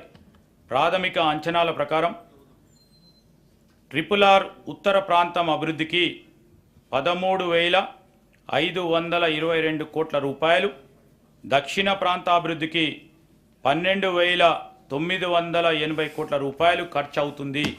దీనికోసం ఈ బడ్జెట్లో 1,525 కోట్ల రూపాయలు ప్రతిపాదిస్తున్నాం. శ్రీ శిశు సంక్షేమం, బాలబాలికలకు పౌష్టికాహారాన్ని అందించడంతో పాటు విద్యను కూడా అందించాలనే సంకల్పంతో అంగన్వాడీ కేంద్రాలను ప్రీ స్కూల్స్గా మార్చాలని నిర్ణయించాం. అలాగే అమ్మ ఆదర్శ పాఠశాల కమిటీలను ఏర్పాటు చేసి పాఠశాలల నిర్వహణను అప్పగిస్తాం. రాష్ట్రంలోని అన్ని ప్రభుత్వ పాఠశాలల్లో పారిశుద్ధం, మరమ్మతులు, నిర్వహణ మహిళా సంఘాల ద్వారా చేపట్టాలని అనుకుంటున్నాం. దీని ద్వారా ప్రభుత్వ పాఠశాలలో విద్యా ప్రమాణాలను పెంచి నాణ్యమైన విద్యను అందించాలని మా లక్ష్యం. శ్రీ శిశు సంక్షేమానికి ఈ ప్రభుత్వం 2,736 కోట్ల రూపాయలు ప్రతిపాదిస్తున్నాం. షెడ్యూల్ కులాలు మరియు షెడ్యూల్ తెగలకు సంబంధించిన సంక్షేమం, ప్రజా సంక్షేమం అనేది బలవంతులకు మరియు బలహీనులకు సమాన అవకాశాలు కల్పించేది అన్నారు Mahatma Gandhi. I understand democracy as something that gives the weak the same chance as the strong. Mahatma Gandhi నమ్మిన పై సిద్ధాంతాన్ని అనుసరిస్తూ షెడ్యూల్ కులాలు మరియు షెడ్యూల్ తెగల వారికి సమానమైన అవకాశాలు కల్పించే దిశగా మా ప్రయత్నాలు ఉంటాయి. ఇప్పటికే మా ప్రభుత్వం ఆదివాసుల కొరకు కొమరం భీం కార్పొరేషన్, లంబాడాల కొరకు సంత్ సేవాలాల్ కార్పొరేషన్, ఎరుకుల కొరకు ఎరుకుల కార్పొరేషన్ ఏర్పాటు చేసింది. అదేవిధంగా షెడ్యూల్ కులాలైన మాలా మదిగలకు 2 ప్రత్యేకమైన కార్పొరేషన్లు ఏర్పాటు చేయడం జరిగింది. పై కార్పొరేషన్ల ద్వారా ఈ వర్గాల అభివృద్ధి మరియు సంక్షేమ కార్యక్రమాలు చేపడతాం. ప్రతి సంవత్సరం వర్షాకాలంలో వాగులు, వంకలు ఉప్పొంగి మారుమూల గ్రామాలకి, తాండాలకి ప్రపంచంతో సంబంధం లేకుండా తెగిపోతూ ఉన్నాయి. ఆ సమయంలో అత్యవసర వైద్య సహాయం రోగులకు, గర్భిణీ స్త్రీలకు అందించడం ఒక సాహస కార్యక్రమం కన్నా తక్కువేమీ కాదు. మామూలు సందర్భాల్లో కూడా ఈ ప్రాంతాల్లో నివసించే ప్రజలు చిన్న చిన్న పనులకు కూడా పక్క ప్రాంతాలు వెళ్ళటానికి ఎంతో వ్యయ ప్రయాసాలకు ఓర్చి ప్రయాణం చేయవలసి వస్తుంది. అందుకే అలాంటి మారుమూల ప్రాంతాలన్నిటికీ సరి అయిన రోడ్డు సౌకర్యం కల్పించగలిగితే వారికి ఎంతో సౌలభ్యంగా ఉంటుంది. ఇందుకోసం రాష్ట్రంలోని అన్ని మూలల్లో రోడ్డు సౌకర్యం లేని షెడ్యూల్ తెగల తాండాలు, గుడాలు మరియు చెంచు పెంటలకు బీటీ రోడ్డు నిర్మాణం చేపట్టబోతున్నాం. దీనివల్ల వారి దైనందిన జీవితం సులభం అవుతుంది. గత ప్రభుత్వం 500 పైన జనాభా కలిగిన షెడ్యూల్ తెగల నివాస ప్రాంతాల గ్రామ పంచాయతీలుగా మార్చింది. అక్కడితో వాటిని మర్చిపోయింది. వాటికి అవసరమైన కనీస సదుపాయాలు ఇప్పటికీ లేవు. వాటిని అభివృద్ధి పరిచే దిశగా మా ప్రభుత్వం ఈ కొత్త పంచాయతీలన్నిటికీ గ్రామ పంచాయతీ కార్యాలయాలను కట్టించాలని సంకల్పించాం. గిరిజనుల సంస్కృతి, ఆచారాలు, పండుగలు అత్యంత వైవిధ్యభరితంగా ఉంటాయి. వాటిని పాటిస్తూ కాపాడుకోవడానికి వారు ప్రాధాన్యత ఇస్తారు. అది పరిరక్షించుకోవడం మన బాధ్యత కూడా. అందుకే ఆసియాలో అతిపెద్ద అయిన సమ్మక్క సారాలమ్మ మేడారం జాతర అత్యంత వైభవంగా ఫిబ్రవరి 24లో 100 కోట్ల రూపాయలతో నిర్వహించాం. అంతేకాకుండా సంత్ సేవలాల్ జయంతి కూడా 2 కోట్లు, నాగోబా జాతర నిర్వహణకి 1 కోటి రూపాయలు మంజూరు చేశాం. రాష్ట్రంలో ఉన్న అన్ని రకాలైన గురుకుల పాఠశాల విద్యార్థులకు అంతర్జాతీయ ప్రమాణాలతో కూడిన విద్యా వసతి అందించడానికి ప్రభుత్వం ఇంటిగ్రేటెడ్ రెసిడెన్షియల్ పాఠశాలలను నెలకొల్పడానికి నిర్ణయించింది. ఒకే ప్రాంతంలో వేరువేరుగా ఉన్న ఎస్సీ, ఎస్టీ, బీసీ, మైనారిటీ మరియు జనరల్ గురుకుల పాఠశాలలను 20 ఎకరాల స్థలంలో ఒకే చోట నిర్మిస్తాం. ఆ పాఠశాలలకు అంతర్జాతీయ ప్రమాణాలతో కూడిన అన్ని రకాల సౌకర్యాలు ఏర్పాటు చేస్తాం. దీనితో వివిధ వర్గాల విద్యార్థుల మధ్య సంఘీభావం మరియు స్నేహభావం పెరిగి అంతరాలు తొలగిపోయేందుకు ఆస్కారం ఏర్పడి అందరికీ అత్యున్నతమైన ప్రామాణిక విద్య అందుతుంది. షెడ్యూల్ కులాల షెడ్యూల్ తెగల అభివృద్ధికి చట్టపరంగా కేటాయించిన నిధులు ఖచ్చితంగా అందిస్తాం. ఆ నిధులు వేరే ఎటువంటి పథకాలకు మళ్లించకుండా 100% షెడ్యూల్ కులాల తెగల కోసమే ఉపయోగిస్తాం. ఎస్సీ సంక్షేమం ఎస్సీ ఎస్డిఎఫ్ కొరకు ఈ బడ్జెట్లో 33,124 కోట్ల రూపాయలు మరియు ఎస్టీ సంక్షేమం ఎస్టీ ఎస్డిఎఫ్ కొరకు ఈ బడ్జెట్లో 17,056 కోట్ల రూపాయలు ప్రతిపాదిస్తున్నాం. మైనారిటీ సంక్షేమం మైనారిటీ వర్గాల హక్కుల పరిరక్షణ అభివృద్ధితో రాష్ట్ర సమగ్రాభివృద్ధి సాధ్యం. దానిని గుర్తించిన మా ప్రభుత్వం మైనారిటీల సంక్షేమం కొరకు పలు చర్యలు చేపట్టింది. బీసీ ఎస్సీ ఎస్టీ విద్యార్థులతో పాటు మైనారిటీ విద్యార్థులకు 2024-25లో యూపీఎస్సీ సివిల్ సర్వీసెస్ పరీక్షలకు ఉచిత శిక్షణ ప్రభుత్వమే చేపట్టింది. దీనికోసం అనుభవజ్ఞులైన ఆచార్యుల సేవలను వినియోగిస్తున్నాం. శిక్షణ అత్యంత ఆధునిక విధానంలో ఇవ్వడంతో పాటు లోకల్ అభ్యర్థులకు నెలకు 2,500 రూపాయలు, నాన్ లోకల్ అభ్యర్థులకు 500 రూపాయల స్టైఫండ్ కూడా ఇస్తున్నాం.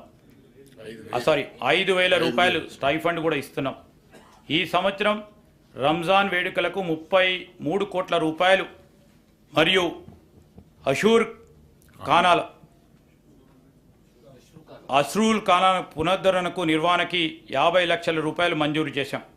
జనవరి 2024లో జరిగిన తబ్లిగీ జమాత్ ఇస్లామిక్ సమావేశానికి 2,40,00,000 రూపాయలు విడుదల చేశాం. ముస్లిం సోదర సోదరిమల్ల హజ్ యాత్రకి 4,43,00,000 రూపాయలను ఈ నెలలో మంజూరు చేశాం. మైనార్టీ సంక్షేమ శాఖకు ఈ బడ్జెట్లో 3,003 కోట్ల రూపాయలు ప్రతిపాదిస్తున్నాం. బీసీ సంక్షేమం మన రాష్ట్ర జనాభాలో అత్యధిక శాతం ఉన్న వెనుకబడిన తరగతుల అభ్యున్నతికి మా ప్రభుత్వం కట్టుబడి ఉంది. వారి వికాసానికి పలు పథకాలను ప్రవేశపెడుతున్నాం. కల్లు గీత కార్మికులకు తరతరాలుగా తమ వృత్తిని నమ్ముకొని జీవిస్తున్నారు. కల్లు గీసే క్రమంలో వారు తరచుగా ప్రమాదాలకు గురై ప్రాణాలు పోగొట్టుకుంటున్నారు లేదా శాశ్వతంగా వికలాంగులు అవుతున్నారు. అటువంటి పరిస్థితిలో వారి కుటుంబం మొత్తం ఆర్థిక ఇబ్బందుల్లోకి నెట్టబడుతున్నారు. అయితే ఈ మధ్య కొత్త సాంకేతికతో గీతా కార్మికుల ప్రాణాలు కాపాడే ఒక పరికరం ఐఐటి హైదరాబాద్ వారు తయారు చేశారు. ప్రభుత్వం ఈ పరికరాన్ని పరిశీలించి రాష్ట్ర వ్యాప్తంగా ఉన్న కల్లు గీత కార్మికులకు అందజేయాలని నిర్ణయించాం. ఈ కిట్ యొక్క డెమో ఈ మధ్యనే అధికారులు కల్లు గీత కార్మికుల సమక్షంలో పరిశీలించారు. ప్రభుత్వం కొత్తగా ముదిరాజ్, యాదవ కుర్మ, మున్నూరు కాపు, పద్మశాలి, పెరిక, లింగాయత్, మేరా, గంగపుత్ర కులాలకు 8 కార్పొరేషన్లు ఏర్పాటు చేసింది. ఆర్థికంగా వెనుకబడిన కులాల సంక్షేమం కోసం ఒక వెల్ఫేర్ బోర్డును ఏర్పాటు చేసింది. ఈ కార్పొరేషన్లు మరియు వెల్ఫేర్ బోర్డు వెనుకబడిన తరగతుల అభ్యున్నతికి తోడ్పడతాయి. సమాజంలో అందరూ అభివృద్ధి చెందాలి మరియు సమాన అవకాశాలు పొందాలి అంటే ప్రస్తుత సమాజంలో ఉన్న అసమానతలను అర్థం చేసుకోవడం చాలా ముఖ్యం. అంతేకాకుండా కుల గణన ద్వారా ఒక మంచి మార్పు సమానత్వం వైపు తీసుకొని రావచ్చని మా పార్టీ నాయకులు శ్రీ రాహుల్ గాంధీ గారు తెలంగాణలో ప్రచారం చేస్తున్నప్పుడు అన్నారు. ఇటువంటి మార్పు తెలంగాణ నుంచి మొదలు కావాలని వారు ఆదేశించారు. దానికి అనుగుణంగా కాంగ్రెస్ పార్టీ ఎలక్షన్ మేనిఫెస్టోలో వెనుకబడిన తరగతుల కుల గణన చేపడతామని ప్రకటించింది. వెనుకబడిన తరగతులు, షెడ్యూల్ కులాలు మరియు షెడ్యూల్ తెగల జీవన ప్రమాణాన్ని సామాజిక, ఆర్థిక, విద్య మరియు రాజకీయ రంగంలో మెరుగుపరచడానికి అనుగుణంగా అనువైన పథకాలు రూపకల్పనకు, నిధుల కేటాయింపులకు ఈ కుల గణన ప్రామాణికం అవుతుంది. మహాత్మా గాంధీ మరియు డాక్టర్ బిఆర్ అంబేద్కర్ గారు కలలు కన్న సామాజిక న్యాయం మరియు సమ్మిళిత వృద్ధి, ఇంక్లూజివ్ గ్రోత్ సాధించడానికి ఈ కుల గణన దోహద చేస్తుందని మా నమ్మిక. వెనుకబడిన తరగతుల సంక్షేమ శాఖకు ఈ బడ్జెట్లో 9,200 కోట్ల రూపాయలు ప్రతిపాదిస్తున్నాం. వైద్యం, ఆరోగ్యం. ప్రస్తుత ప్రభుత్వ వైద్య వ్యవస్థ ప్రజా అవసరాలకు ఏమాత్రం సరిపోవడం లేదు. పైపెచ్చు ఈ రంగం చాలా నిర్లక్ష్యానికి గురైంది. ప్రకటనలకే పరిమితమైన గత ప్రభుత్వం కనీసం ఈ రంగంలో పనిచేసే డాక్టర్లు, నర్సులు మరియు ఇతర ప్రభుత్వ కాంట్రాక్ట్ ఉద్యోగులకు సకాలంలో జీతాలు కూడా చెల్లించలేదు. ఉస్మానియా ఆసుపత్రి లాంటి ఘనచరిత్ర కలిగిన సంస్థని కూడా పూర్తిగా నిర్లక్ష్యం చేసింది. క్రొత్త మెడికల్ కాలేజీలు సాధించుకొచ్చామని చెప్పడం తప్ప వాటికి కావలసిన వనరులు, వసతులు ఏమీ కల్పించలేదు. మా ప్రభుత్వం వైద్య ఆరోగ్యం రంగం బలోపేతం చేసే దిశగా దానిలో పనిచేసే ఉద్యోగులందరికీ ధైర్యం కల్పించేలా వారి వేతన బకాయిలన్నీ విడుదల చేశాం. మున్ముందు కూడా వారికి ప్రతి నెల సకాలంలో జీతాలు అందించి వారి పూర్తి సామర్థ్యాన్ని ప్రజాసేవకై వినియోగించేలా ప్రోత్సాహం చేస్తాం. అసంతృప్తిగా ఉన్న సూపర్ స్పెషాలిటీ హాస్పిటల్స్ మరియు ఇతర హాస్పిటల్స్, నర్సింగ్ కాలేజీలు, మెడికల్ కాలేజ్ నిర్మాణం పూర్తి చేస్తాం. కొత్త మెడికల్ కాలేజీకి అవసరమైన బోధనేతర సిబ్బందిని మంజూరు చేశాం. మా ప్రభుత్వం ఏర్పాటైన వెంటనే 6,956 మంది నర్సులకు నియామక ఉత్తర్వులు ఇచ్చాం. ప్రజలందరికీ సకాలంలో నాణ్యమైన ఆరోగ్య సేవలు సమర్థవంతంగా అందించాలనే లక్ష్యంతో తెలంగాణ ప్రభుత్వం సార్వజనిక ఆరోగ్య సంరక్షణ యూనివర్సల్ హెల్త్ కేర్ విధానానికి రూపకల్పన చేస్తూ కొన్ని ప్రత్యేక చర్యలు చేపట్టింది. ప్రజల ఆరోగ్య సంరక్షణ దిశగా అడుగులు వేస్తూ గతంలో కాంగ్రెస్ ప్రభుత్వం ప్రవేశపెట్టిన రాజీవ్ ఆరోగ్యశ్రీ పథకాన్ని మరింత పటిష్టపరిచాం. మా ప్రభుత్వం ఏర్పడగానే గతంలో ఉన్న 5 లక్షల కవరేజ్ పరిధిని 10 లక్షల రూపాయల వరకు పెంచాం. అంతేకాకుండా ప్రస్తుతం ఆరోగ్యశ్రీలో ఉన్న 1,672 చికిత్సలతో 1,375 చికిత్సలకు ప్యాకేజ్ ధరలను సగటున 20% పెంచాం. ఆరోగ్యశ్రీ పథకంలో కొత్తగా 163 వ్యాధులను చేర్స్తూ దాని పరిధిని విస్తరించాం. ఆధునిక సాంకేతిక పద్ధతుల ద్వారా ఆరోగ్య సేవలు పౌరులందరికీ అందుబాటులో తెచ్చేందుకు ప్రతి ఒక్కరికి ఒక ప్రత్యేక గుర్తింపు సంఖ్యను కలిగిన డిజిటల్ హెల్త్ ప్రొఫైల్ కార్డును జారీ చేసే విధానాన్ని త్వరలో ప్రవేశపెడుతున్నాం.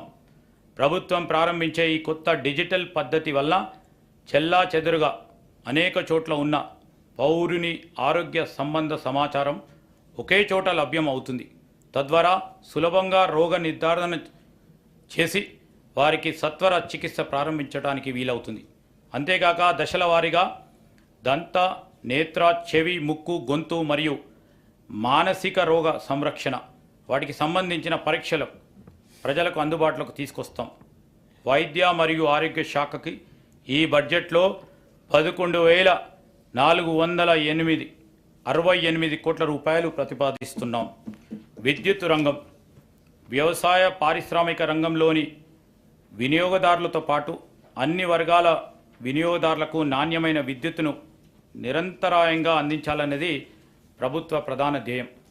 గత ప్రభుత్వం ఆర్థిక క్రమశిక్షణ రాహిత్యానికి బలైన విద్యుత్ సంస్థలను గాడిలో పెడుతూ తీవ్ర వేసవి కాలంలో కూడా రోజుకు 24 గంటలు నిరంతరాయంగా విద్యుత్తును అందించాం. విద్యుత్ సరఫరా విషయంలో ప్రజలను తప్పుదోవ పట్టించడానికి ప్రతిపక్షాలు ప్రయత్నించినా ప్రజలు వాస్తవాలు గ్రహించారు.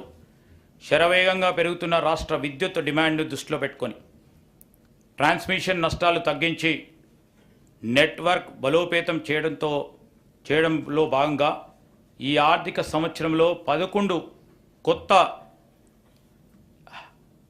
ఈహెచ్టీ ఎక్స్ట్రా హై టెన్షన్ సబ్స్టేషన్ల నిర్మాణం మరియు 31 extra high tension power EHV voltage power ట్రాన్స్ఫార్మర్ల సామర్థ్య పెంపు కోసం 3,017 కోట్ల రూపాయల పెట్టుబడులతో ప్రణాళిక సిద్ధం చేయడం జరిగింది.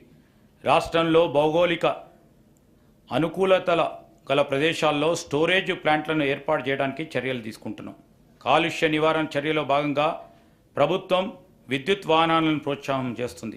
ప్రస్తుతం ఉన్న 450 విద్యుత్ వాహనాల ఛార్జింగ్ స్టేషన్లను ఉండగా అదనంగా గ్రేటర్ హైదరాబాద్లో 100 స్టేషన్లను ఏర్పాటు చేయడానికి అవసరమైన చర్యలు తీసుకుంటాం. ప్రజలకు ఛార్జింగ్ సౌకర్యాలను సులభంగా అందుబాటులోకి తీసుకురావడానికి టీజీఈవి మొబైల్ యాప్ను కూడా ఏర్పాటు చేస్తున్నాం. రాష్ట్ర విద్యుత్ వినియోగ అవసరాల దృష్ట్యా 2030 సంవత్సరం వరకు కావాల్సిన విద్యుత్ ఉత్పత్తికి తగిన ప్రణాళికలు తయారు చేస్తున్నాం. సాంప్రదాయేతర మరియు కాలుష్య రహిత విద్యుత్ ఉత్పత్తికి ప్రాధాన్యత ఇస్తూ ఒక నూతన ఎనర్జీ పాలసీని తీసుకొని వస్తాం. మన రాష్ట్ర అవసరాలకు మాత్రమే సరిపోయే విధంగా కాకుండా మిగులు విద్యుత్ సాధించడానికి ఈ పాలసీలో తగిన ప్రణాళిక ఉంటుంది. పర్యావరణానికి పరిరక్షిస్తూ సుస్థిరత అభివృద్ధిని సాధించడం ప్రస్తుత ప్రభుత్వ ధ్యేయం. తదనుగుణంగా మేము తీసుకొచ్చే నూతన విద్యుత్ విధానంలో సౌరశక్తి రంగానికి ప్రాధాన్యత ఇస్తూ భవిష్యత్తులో కూడా కాలుష్య రహిత విద్యుత్ సాధనలో అగ్రగామిగా నిలవడానికి కృషి చేస్తున్నాం. ట్రాన్స్కో మరియు డిస్కామ్లకి ఈ బడ్జెట్లో 16,410 కోట్ల రూపాయలు ప్రతిపాదిస్తున్నాం. అడవులు, పర్యావరణం. తెలంగాణ రాష్ట్రంలో విస్తారమైన అటవీ సంపద ఉంది. ఎన్నో సుందర జలపాతాలు, వన్యజీవులు, డ్యామ్లు, ఆనకట్టలు, జలాశయాలు ఉన్నాయి. ప్రస్తుతం ఉన్న అడవులను పరిరక్షించుకుంటూ వాటిని మరింత విస్తృతపరిచి అటవీ వైశాల్యాన్ని పెంచుకోవాల్సిన అవసరం ఉంది. రాష్ట్రంలో అటవీ పరిరక్షణకు అభివృద్ధికి దోహదపడే విధంగా ఈకో టూరిజం, పర్యావరణ పర్యాటకంను పెంపొందించాలని నిర్ణయించాం. పటిష్టమైన ఈకో టూరిజం విధానాన్ని రూపొందించడానికి అటవీ శాఖ మంత్రివర్యుల ఆధ్వర్యంలో సీనియర్ అధికారులతో కమిటీ మా ప్రభుత్వం ఏర్పాటు చేసింది. ఒడిశా, కర్ణాటక ఇంకా ఇతర రాష్ట్రాల్లో ఈ కమిటీ పర్యటించి వారు అనుసరించే ఉత్తమ పద్ధతులు సేకరించి ఇచ్చే నివేదిక ఆధారంగా ఈకో టూరిజం పాలసీని రూపొందించి అమలు చేస్తాం. ఈకో టూరిజం కొరకు తెలంగాణలోని 7 అటవీ ప్రాంతాలు, Amrabad tiger reserve, Kawal tiger reserve, Vikarabad Ananthagiri circuit, ఖమ్మంలోని కనకగిరి, ఆదిలాబాద్లోని కుంటాల జలపాతం, కొత్తగూడెంలోని కిన్నెరసాని, పాకాల మరియు ఏటూరు నాగారం సర్క్యూట్లను గుర్తించాం. ఈకో టూరిజం అభివృద్ధి ద్వారా పర్యావరణ పరిరక్షణతో పాటు రాష్ట్రానికి ఆదాయ వనరులు కూడా సమకూరుతాయి. ఈ ఏడాది 20.02 కోట్ల చెట్లను నాటే లక్ష్యంతో ప్రభుత్వం వజ్రోత్సవ వనమహోత్సవం కార్యక్రమాన్ని ప్రారంభించింది. మానవులకు, జంతువులకు మధ్య జరిగే ఘర్షణలో ప్రాణాలు కోల్పోయిన వ్యక్తులకు అందజేసే పరిహారాన్ని ఈ ప్రభుత్వం 5 లక్షల నుంచి 10 లక్షలకు పెంచింది. దీనివల్ల అటవీ ప్రాంతంలో నివసించే కుటుంబాలకు ఒక భరోసా ఉంటుంది. అడవులు మరియు పర్యావరణ శాఖకు ఈ బడ్జెట్లో 1,064 కోట్ల రూపాయలు ప్రతిపాదిస్తున్నాం. పరిశ్రమలు, ఇన్ఫర్మేషన్ టెక్నాలజీ. తెలంగాణ నైపుణ్యాభివృద్ధి విశ్వవిద్యాలయం ప్రపంచవ్యాప్తంగా ఉన్న పెట్టుబడిదారులను ఆకర్షించే అగ్రగామి గమ్యస్థానంగా తెలంగాణ తీర్చిదిద్ది స్థానికంగానూ విశ్వవ్యాప్తంగానూ సులభంగా ఉద్యోగాలు పొందడానికి కావలసిన ప్రపంచ స్థాయి నైపుణ్యాన్ని తెలంగాణ యువకుల్లో పెంపొందించాలని ప్రభుత్వ లక్ష్యం. ఈ ధ్యేయంతోనే తెలంగాణ ప్రభుత్వం ప్రస్తుత ఆర్థిక సంవత్సరంలో హైదరాబాదులో పబ్లిక్ ప్రైవేట్ భాగస్వామ్యంతో తెలంగాణ నైపుణ్య విశ్వవిద్యాలయం స్థాపించి నడిపించాలని నిర్ణయించింది. ఈ విశ్వవిద్యాలయంలో 17 వివిధ పరిశ్రమలకు అవసరమైన నైపుణ్యాలను నేర్పే సర్టిఫికెట్, డిప్లొమా, డిగ్రీ కోర్సులు ప్రారంభమవుతాయి. నేరుగా పరిశ్రమలతో అనుసంధానింపబడి అధ్యయన ఆచరణల మధ్య అంతరం లేని విధంగా ఉద్యోగార్జననే ఏకైక లక్ష్యంగా ఈ కోర్సుల బోధనాంశాలకు రూపకల్పన చేస్తాం. కృత్రిమ మేధో పరిజ్ఞానం, ఆర్టిఫిషియల్ ఇంటెలిజెన్స్. తెలంగాణ కృత్రిమ మేధో పరిజ్ఞాన రంగంలో ఎంతో ప్రగతిని సాధించింది. ఈ రంగాన్ని మరింత బలోపేతం చేయడానికి హైదరాబాద్ను ఈ రంగంలో అగ్రగామిగా తీర్చిదిద్దడానికి ప్రణాళికలు సిద్ధం చేస్తున్నాం. మన నగరం భవిష్యత్తులో AI, ఆర్టిఫిషియల్ ఇంటెలిజెన్స్, కంప్యూటర్ పరికరాలతో అత్యాధునిక కృత్రిమ మేధా పరిజ్ఞాన పరిశోధక కేంద్రంగా రూపొందింపబడుతుంది. తెలంగాణ కృత్రిమ మేధో శిఖరాగ్ర సమావేశం హైదరాబాద్లో ఈ నెల సెప్టెంబర్ 5, 6 తేదీల్లో జరుగుతుందని ప్రకటించడానికి ఎంతో ఆనందంగా ఉంది. కృత్రిమ మేధా పరిజ్ఞానం అందరికీ ఉపయోగపడాలి. Making AI work for everyone అనే ప్రధాన అంశంగా జరిగే ఈ సమావేశంలో ప్రపంచవ్యాప్తంగా నిపుణులు, ప్రభావశీలురు మొదలైన వారు 2,000 మంది హాజరవుతారు. ఈ సమావేశం AI రంగంలోనే తెలంగాణ యొక్క పురోగతికి చాలా దోహదపడుతుంది. Fibre grid. తెలంగాణలో ఇంకా ఫైబర్ గ్రిడ్ సౌకర్యం లేని మారుమూల ప్రాంతాలను దాన్ని విస్తరింపజేస్తాం. దీనివల్ల ఈ ప్రాంతాల్లో ఇంటర్నెట్ మరియు కేబుల్ నెట్వర్క్ సౌకర్యాలు అందుబాటులోకి వచ్చి స్థానిక ప్రజలకే కాకుండా అక్కడికి వచ్చే పర్యాటకులకు కూడా సౌలభ్యంగా ఉంటుంది. ఈకో టూరిజం అభివృద్ధికి కూడా ఈ ఫైబర్ గ్రిడ్ దోహదపడుతుంది. నిజాం షుగర్ లిమిటెడ్ అభివృద్ధి.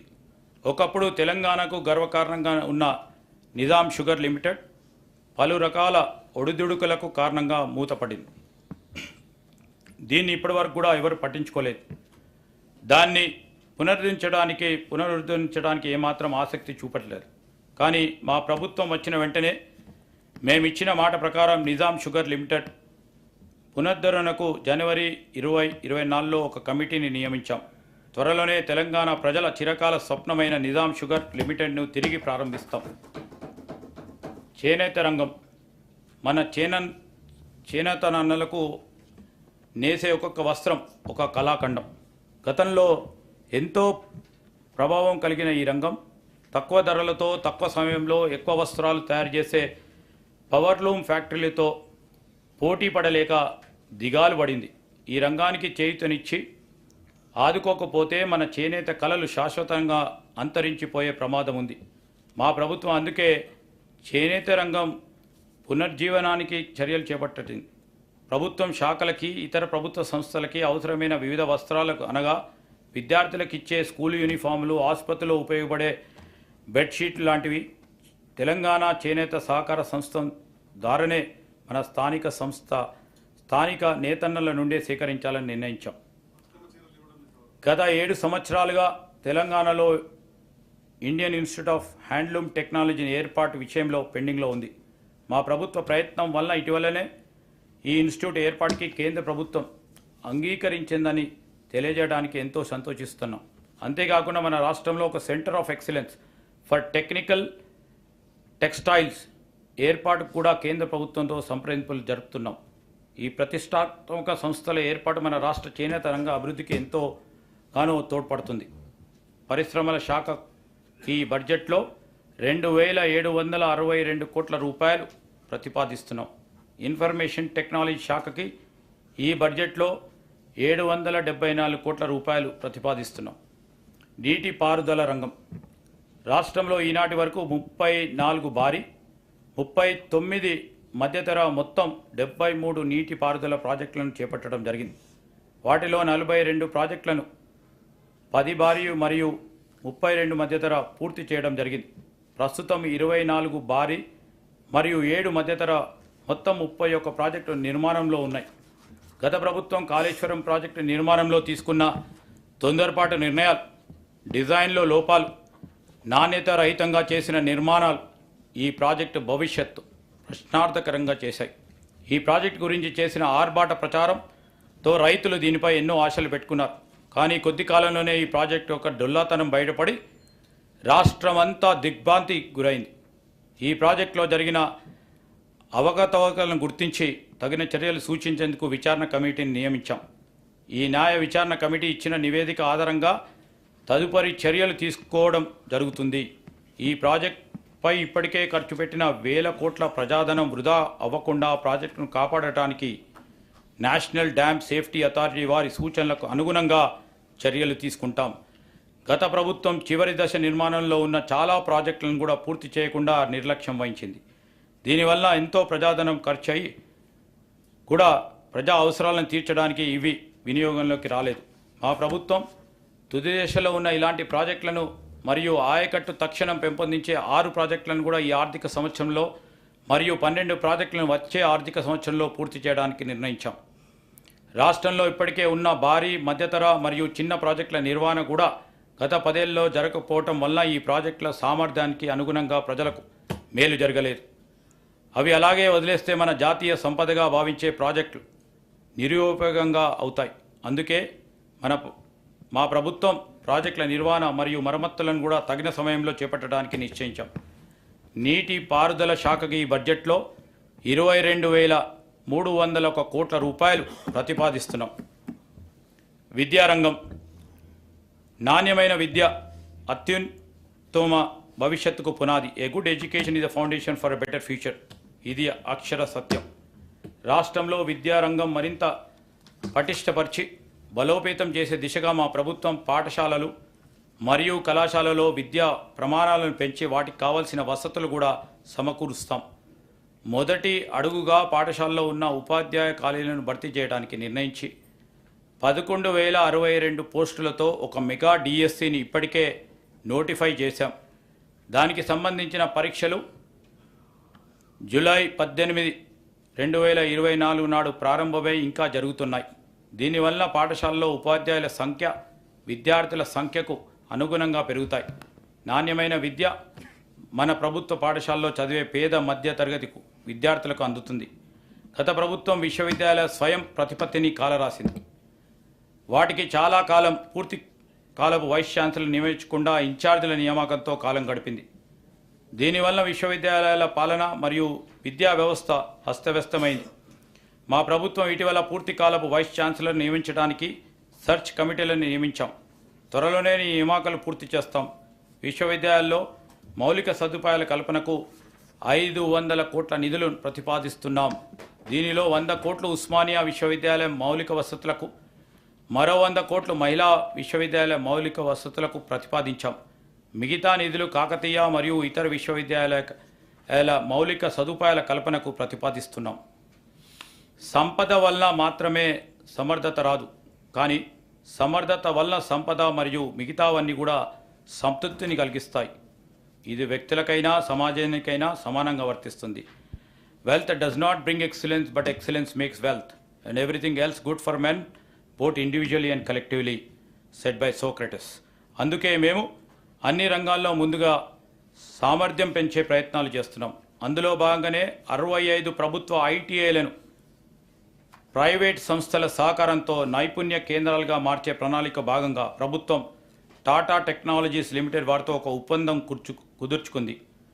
వీటిలో నేటి పరిశ్రమలకు అవసరాలకు తగ్గట్టుగా 6 కొత్త దీర్ఘకాల కోర్సులను ప్రవేశపెడుతున్నాం. 5,860 మంది విద్యార్థులు ప్రతి సంవత్సరం ఈ కోర్సుల్లో శిక్షణ పొందుతారు. స్వల్పకాల కోర్సులలో ప్రతి సంవత్సరం 31,200 విద్యార్థులకి శిక్షణ లభిస్తుంది. ఈ ప్రాజెక్టులో భాగంగా ప్రభుత్వ ఐటీఐలలో ఆధునిక సాంకేతిక పరికరాలను సమకూర్చబడతాయి. వీటిపై శిక్షణ ఇవ్వడానికి అవసరమైన నిపుణులను టాటా టెక్నాలజీస్ లిమిటెడ్ ద్వారా ఏర్పాటు చేశాం. ఈ నైపుణ్య కేంద్రాలు మన విద్యార్థులకు, ఉద్యోగార్థులకి ఎంతో ఉపయోగకరంగా ఉంటాయి. వీటిలో శిక్షణ పొందిన వారికి ఉపాధి కల్పనతో కూడా టాటా టెక్నాలజీస్ లిమిటెడ్ సహకరిస్తుంది. ఈ ప్రాజెక్టును మల్లెపల్లి ఐటీఐ నుండి గౌరవ ముఖ్యమంత్రి గారు జూన్ నెలలో ప్రారంభించారు. పబ్లిక్ ప్రైవేట్ భాగస్వామ్యంతో జరుగుతున్న ఈ ప్రాజెక్ట్ అయ్యే మొత్తం ఖర్చు 2,324 కోట్ల రూపాయలు. దీనిలో ప్రభుత్వం చెల్లించాల్సిన మొత్తం 300.95 కోట్ల రూపాయలు. మిగిలిన మొత్తాన్ని టాటా సంస్థల వారు వారి సిఎస్ఆర్ కార్యక్రమం నిధుల నుంచి సమకూరుస్తారు. ఈ బడ్జెట్లో ఈ ప్రాజెక్టుకి 300 కోట్ల రూపాయలు ప్రతిపాదిస్తూ ఉన్నాం. విద్యారంగానికి ఈ బడ్జెట్లో 21,292 కోట్ల రూపాయలు ప్రతిపాదిస్తూ ఉన్నాం. శాంతి భద్రతల పరిరక్షణ ప్రజల ప్రశాంతతకు మరియు రాష్ట్ర అభివృద్ధికి అత్యవసరమైన అంశం. అభద్రతా భావంతో వాతావరణంలో పెట్టుబడి పెట్టడానికి అంతర్జాతీయ సంస్థలు ఆసక్తి చూపించవు. టెక్నాలజీ అభివృద్ధితో నేర ప్రవృత్తి పలు రూపాలు దాల్చింది. సాధారణ నేరాలు అరికట్టడంతో పాటు వైట్ కాలర్ క్రైమ్స్, సైబర్ నేరాలు అరికట్టడం పోలీస్ వ్యవస్థకు పెద్ద సవాలుగా మారింది. నేరస్తులను ధీటుగా ఎదుర్కొని నేర నివారణకు పోలీస్ వ్యవస్థను బలోపేతం చేయడానికి సైబర్ సెక్యూరిటీ విభాగానికి అవసరమైన వాహనాలను ఇప్పటికే ప్రభుత్వం అందజేసింది. నేరాలను ఛేదించేందుకు ఆధునిక నేర పరిశోధనలో పోలీసులకు శిక్షణ ఇస్తున్నాం. సైబర్ క్రైమ్ ఫిర్యాదులను నమోదు చేయడానికి ఇంతకుముందు ప్రజలకు కేవలం 4 సైబర్ క్రైమ్ పోలీస్ స్టేషన్లు మాత్రమే సదుపాయం ఉండేది. కానీ మా ప్రభుత్వం ఈ ఫిర్యాదులన్నీ రాష్ట్రంలోని అన్ని పోలీస్ స్టేషన్లలో నమోదు చేసుకునేలా అవకాశం కల్పించాం. ఆన్లైన్లో సైబర్ క్రైమ్ ఫిర్యాదులు నమోదు చేసుకోవడానికి వెబ్సైట్ మరియు టోల్ ఫ్రీ నెంబర్కు విస్తృతంగా ప్రచారాన్ని కల్పిస్తున్నాం. CRPC, IPC, Indian evidence act స్థానంలో కేంద్ర ప్రభుత్వం ప్రవేశపెట్టిన కొత్త చట్టాలపై సరైన అవగాహన కొరకు సమర్థవంతంగా విధి నిర్వహణ కొరకు పోలీస్ సిబ్బందికి శిక్షణా తరగతులు నిర్వహించాం. మాదక ద్రవ్యాలపై ఉక్కుపాదం. మాదక ద్రవ్యాల వినియోగం చాలా ప్రమాదకరం. యువత దీని బారిన పడినప్పుడు దేశ భవిష్యత్తుకే ప్రశ్నార్థకరం అవుతుంది.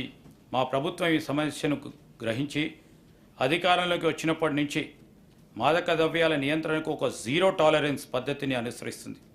మాదక ద్రవ్యాల రవాణా, పంపిణీ, వినియోగాలపై ఉక్కుపాదం మోపే రాష్ట్ర ప్రజలు, అందులో ముఖ్యంగా విద్యార్థులు ఈ మహమ్మారి నుండి కాపాడటానికి వివిధ చర్యలను మా ప్రభుత్వం తీసుకుంటుంది.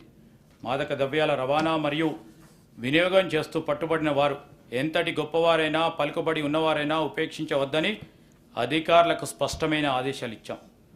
తెలంగాణ మాదక ద్రవ్య నిరోధక సంస్థ టీజీ న్యాబ్ని బలోపేతం చేసి ఆ బ్యూరోను తగిన సౌకర్యాలు కల్పించాం. ఇటీవలనే ఈ బ్యూరోకు అంతర్జాతీయ మారక ద్రవ్యాల మూటా కార్యక్రమాల గుట్టును రట్టు చేసింది. అన్ని పోలీస్ స్టేషన్ల పరిధిలోని విద్యా సంస్థలను స్థానిక పోలీసులు పరిశీలించేటట్లు, మాదక ద్రవ్యాల నిర్మూలనపై విద్యార్థులకు అవగాహన కల్పించేటట్లు కార్యాచరణ చేపట్టాం. విద్యా సంస్థలో మాదక ద్రవ్యాల కట్టడికి యాంటీ డ్రగ్ కమిటీస్ని ఏర్పాటు చేసి 4137 విద్యార్థులను యాంటీ డ్రగ్ సోల్జర్స్గా నియమించాం. మాదక ద్రవ్యాల వల్ల జరిగే హాని పట్ల ప్రజల్లో అవగాహన కలిగించడానికి సినీ రంగ ప్రముఖుల సహకారాన్ని తీసుకుంటున్నాం. మాదక ద్రవ్యాల సంబంధించిన కేసుల పరిష్కారానికి ప్రత్యేక కార్యాచరణ రూపొందిస్తున్నాం. దీనివల్ల నిందితులకు త్వరితగతిన శిక్షలు పడి మాదక ద్రవ్య సంబంధిత కార్యక్రమాలకు పాల్పడే వారికి జంకు కలుగుతుంది. తెలంగాణలోని విద్యార్థుల తల్లిదండ్రులకు తమ పిల్లలు డ్రగ్స్ నుండి దూరంగా సురక్షితంగా ఉన్నారనే భరోసా కల్పించడానికే మా ప్రభుత్వ ధ్యేయం. మా ప్రభుత్వం తెలంగాణ రాష్ట్రాన్ని మాదక ద్రవ్య రహిత రాష్ట్రంగా, డ్రగ్స్ ఫ్రీ స్టేట్ చేస్తామని వాగ్దానం చేస్తుంది. హోంశాఖకి ఈ బడ్జెట్లో 9,564 కోట్ల రూపాయలు ప్రతిపాదిస్తున్నాం. రోడ్లు మరియు భవనాలు.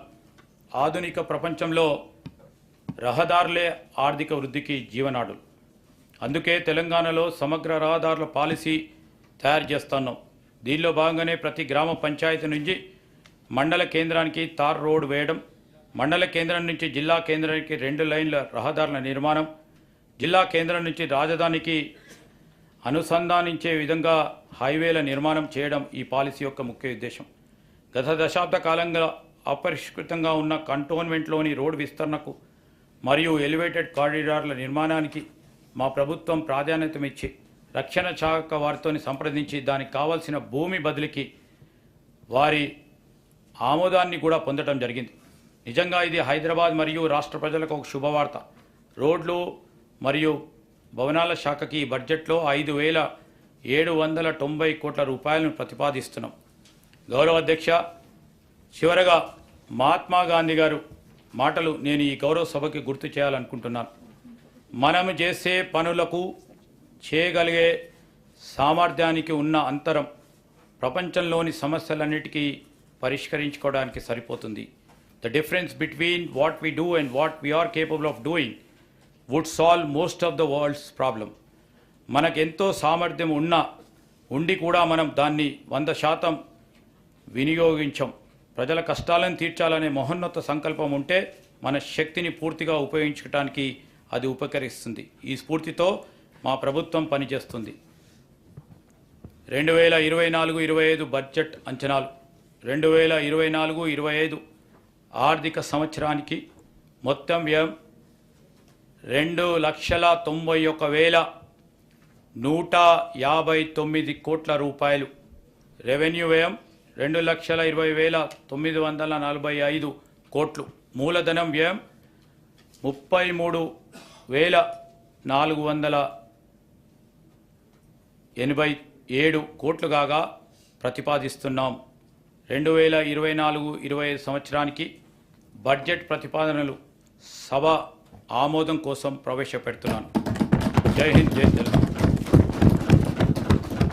The annual financial statement budget for the year 2024-2025 has been presented to the House.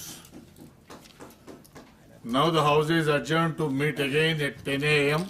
on Saturday, the 27th July 2024. Thank you.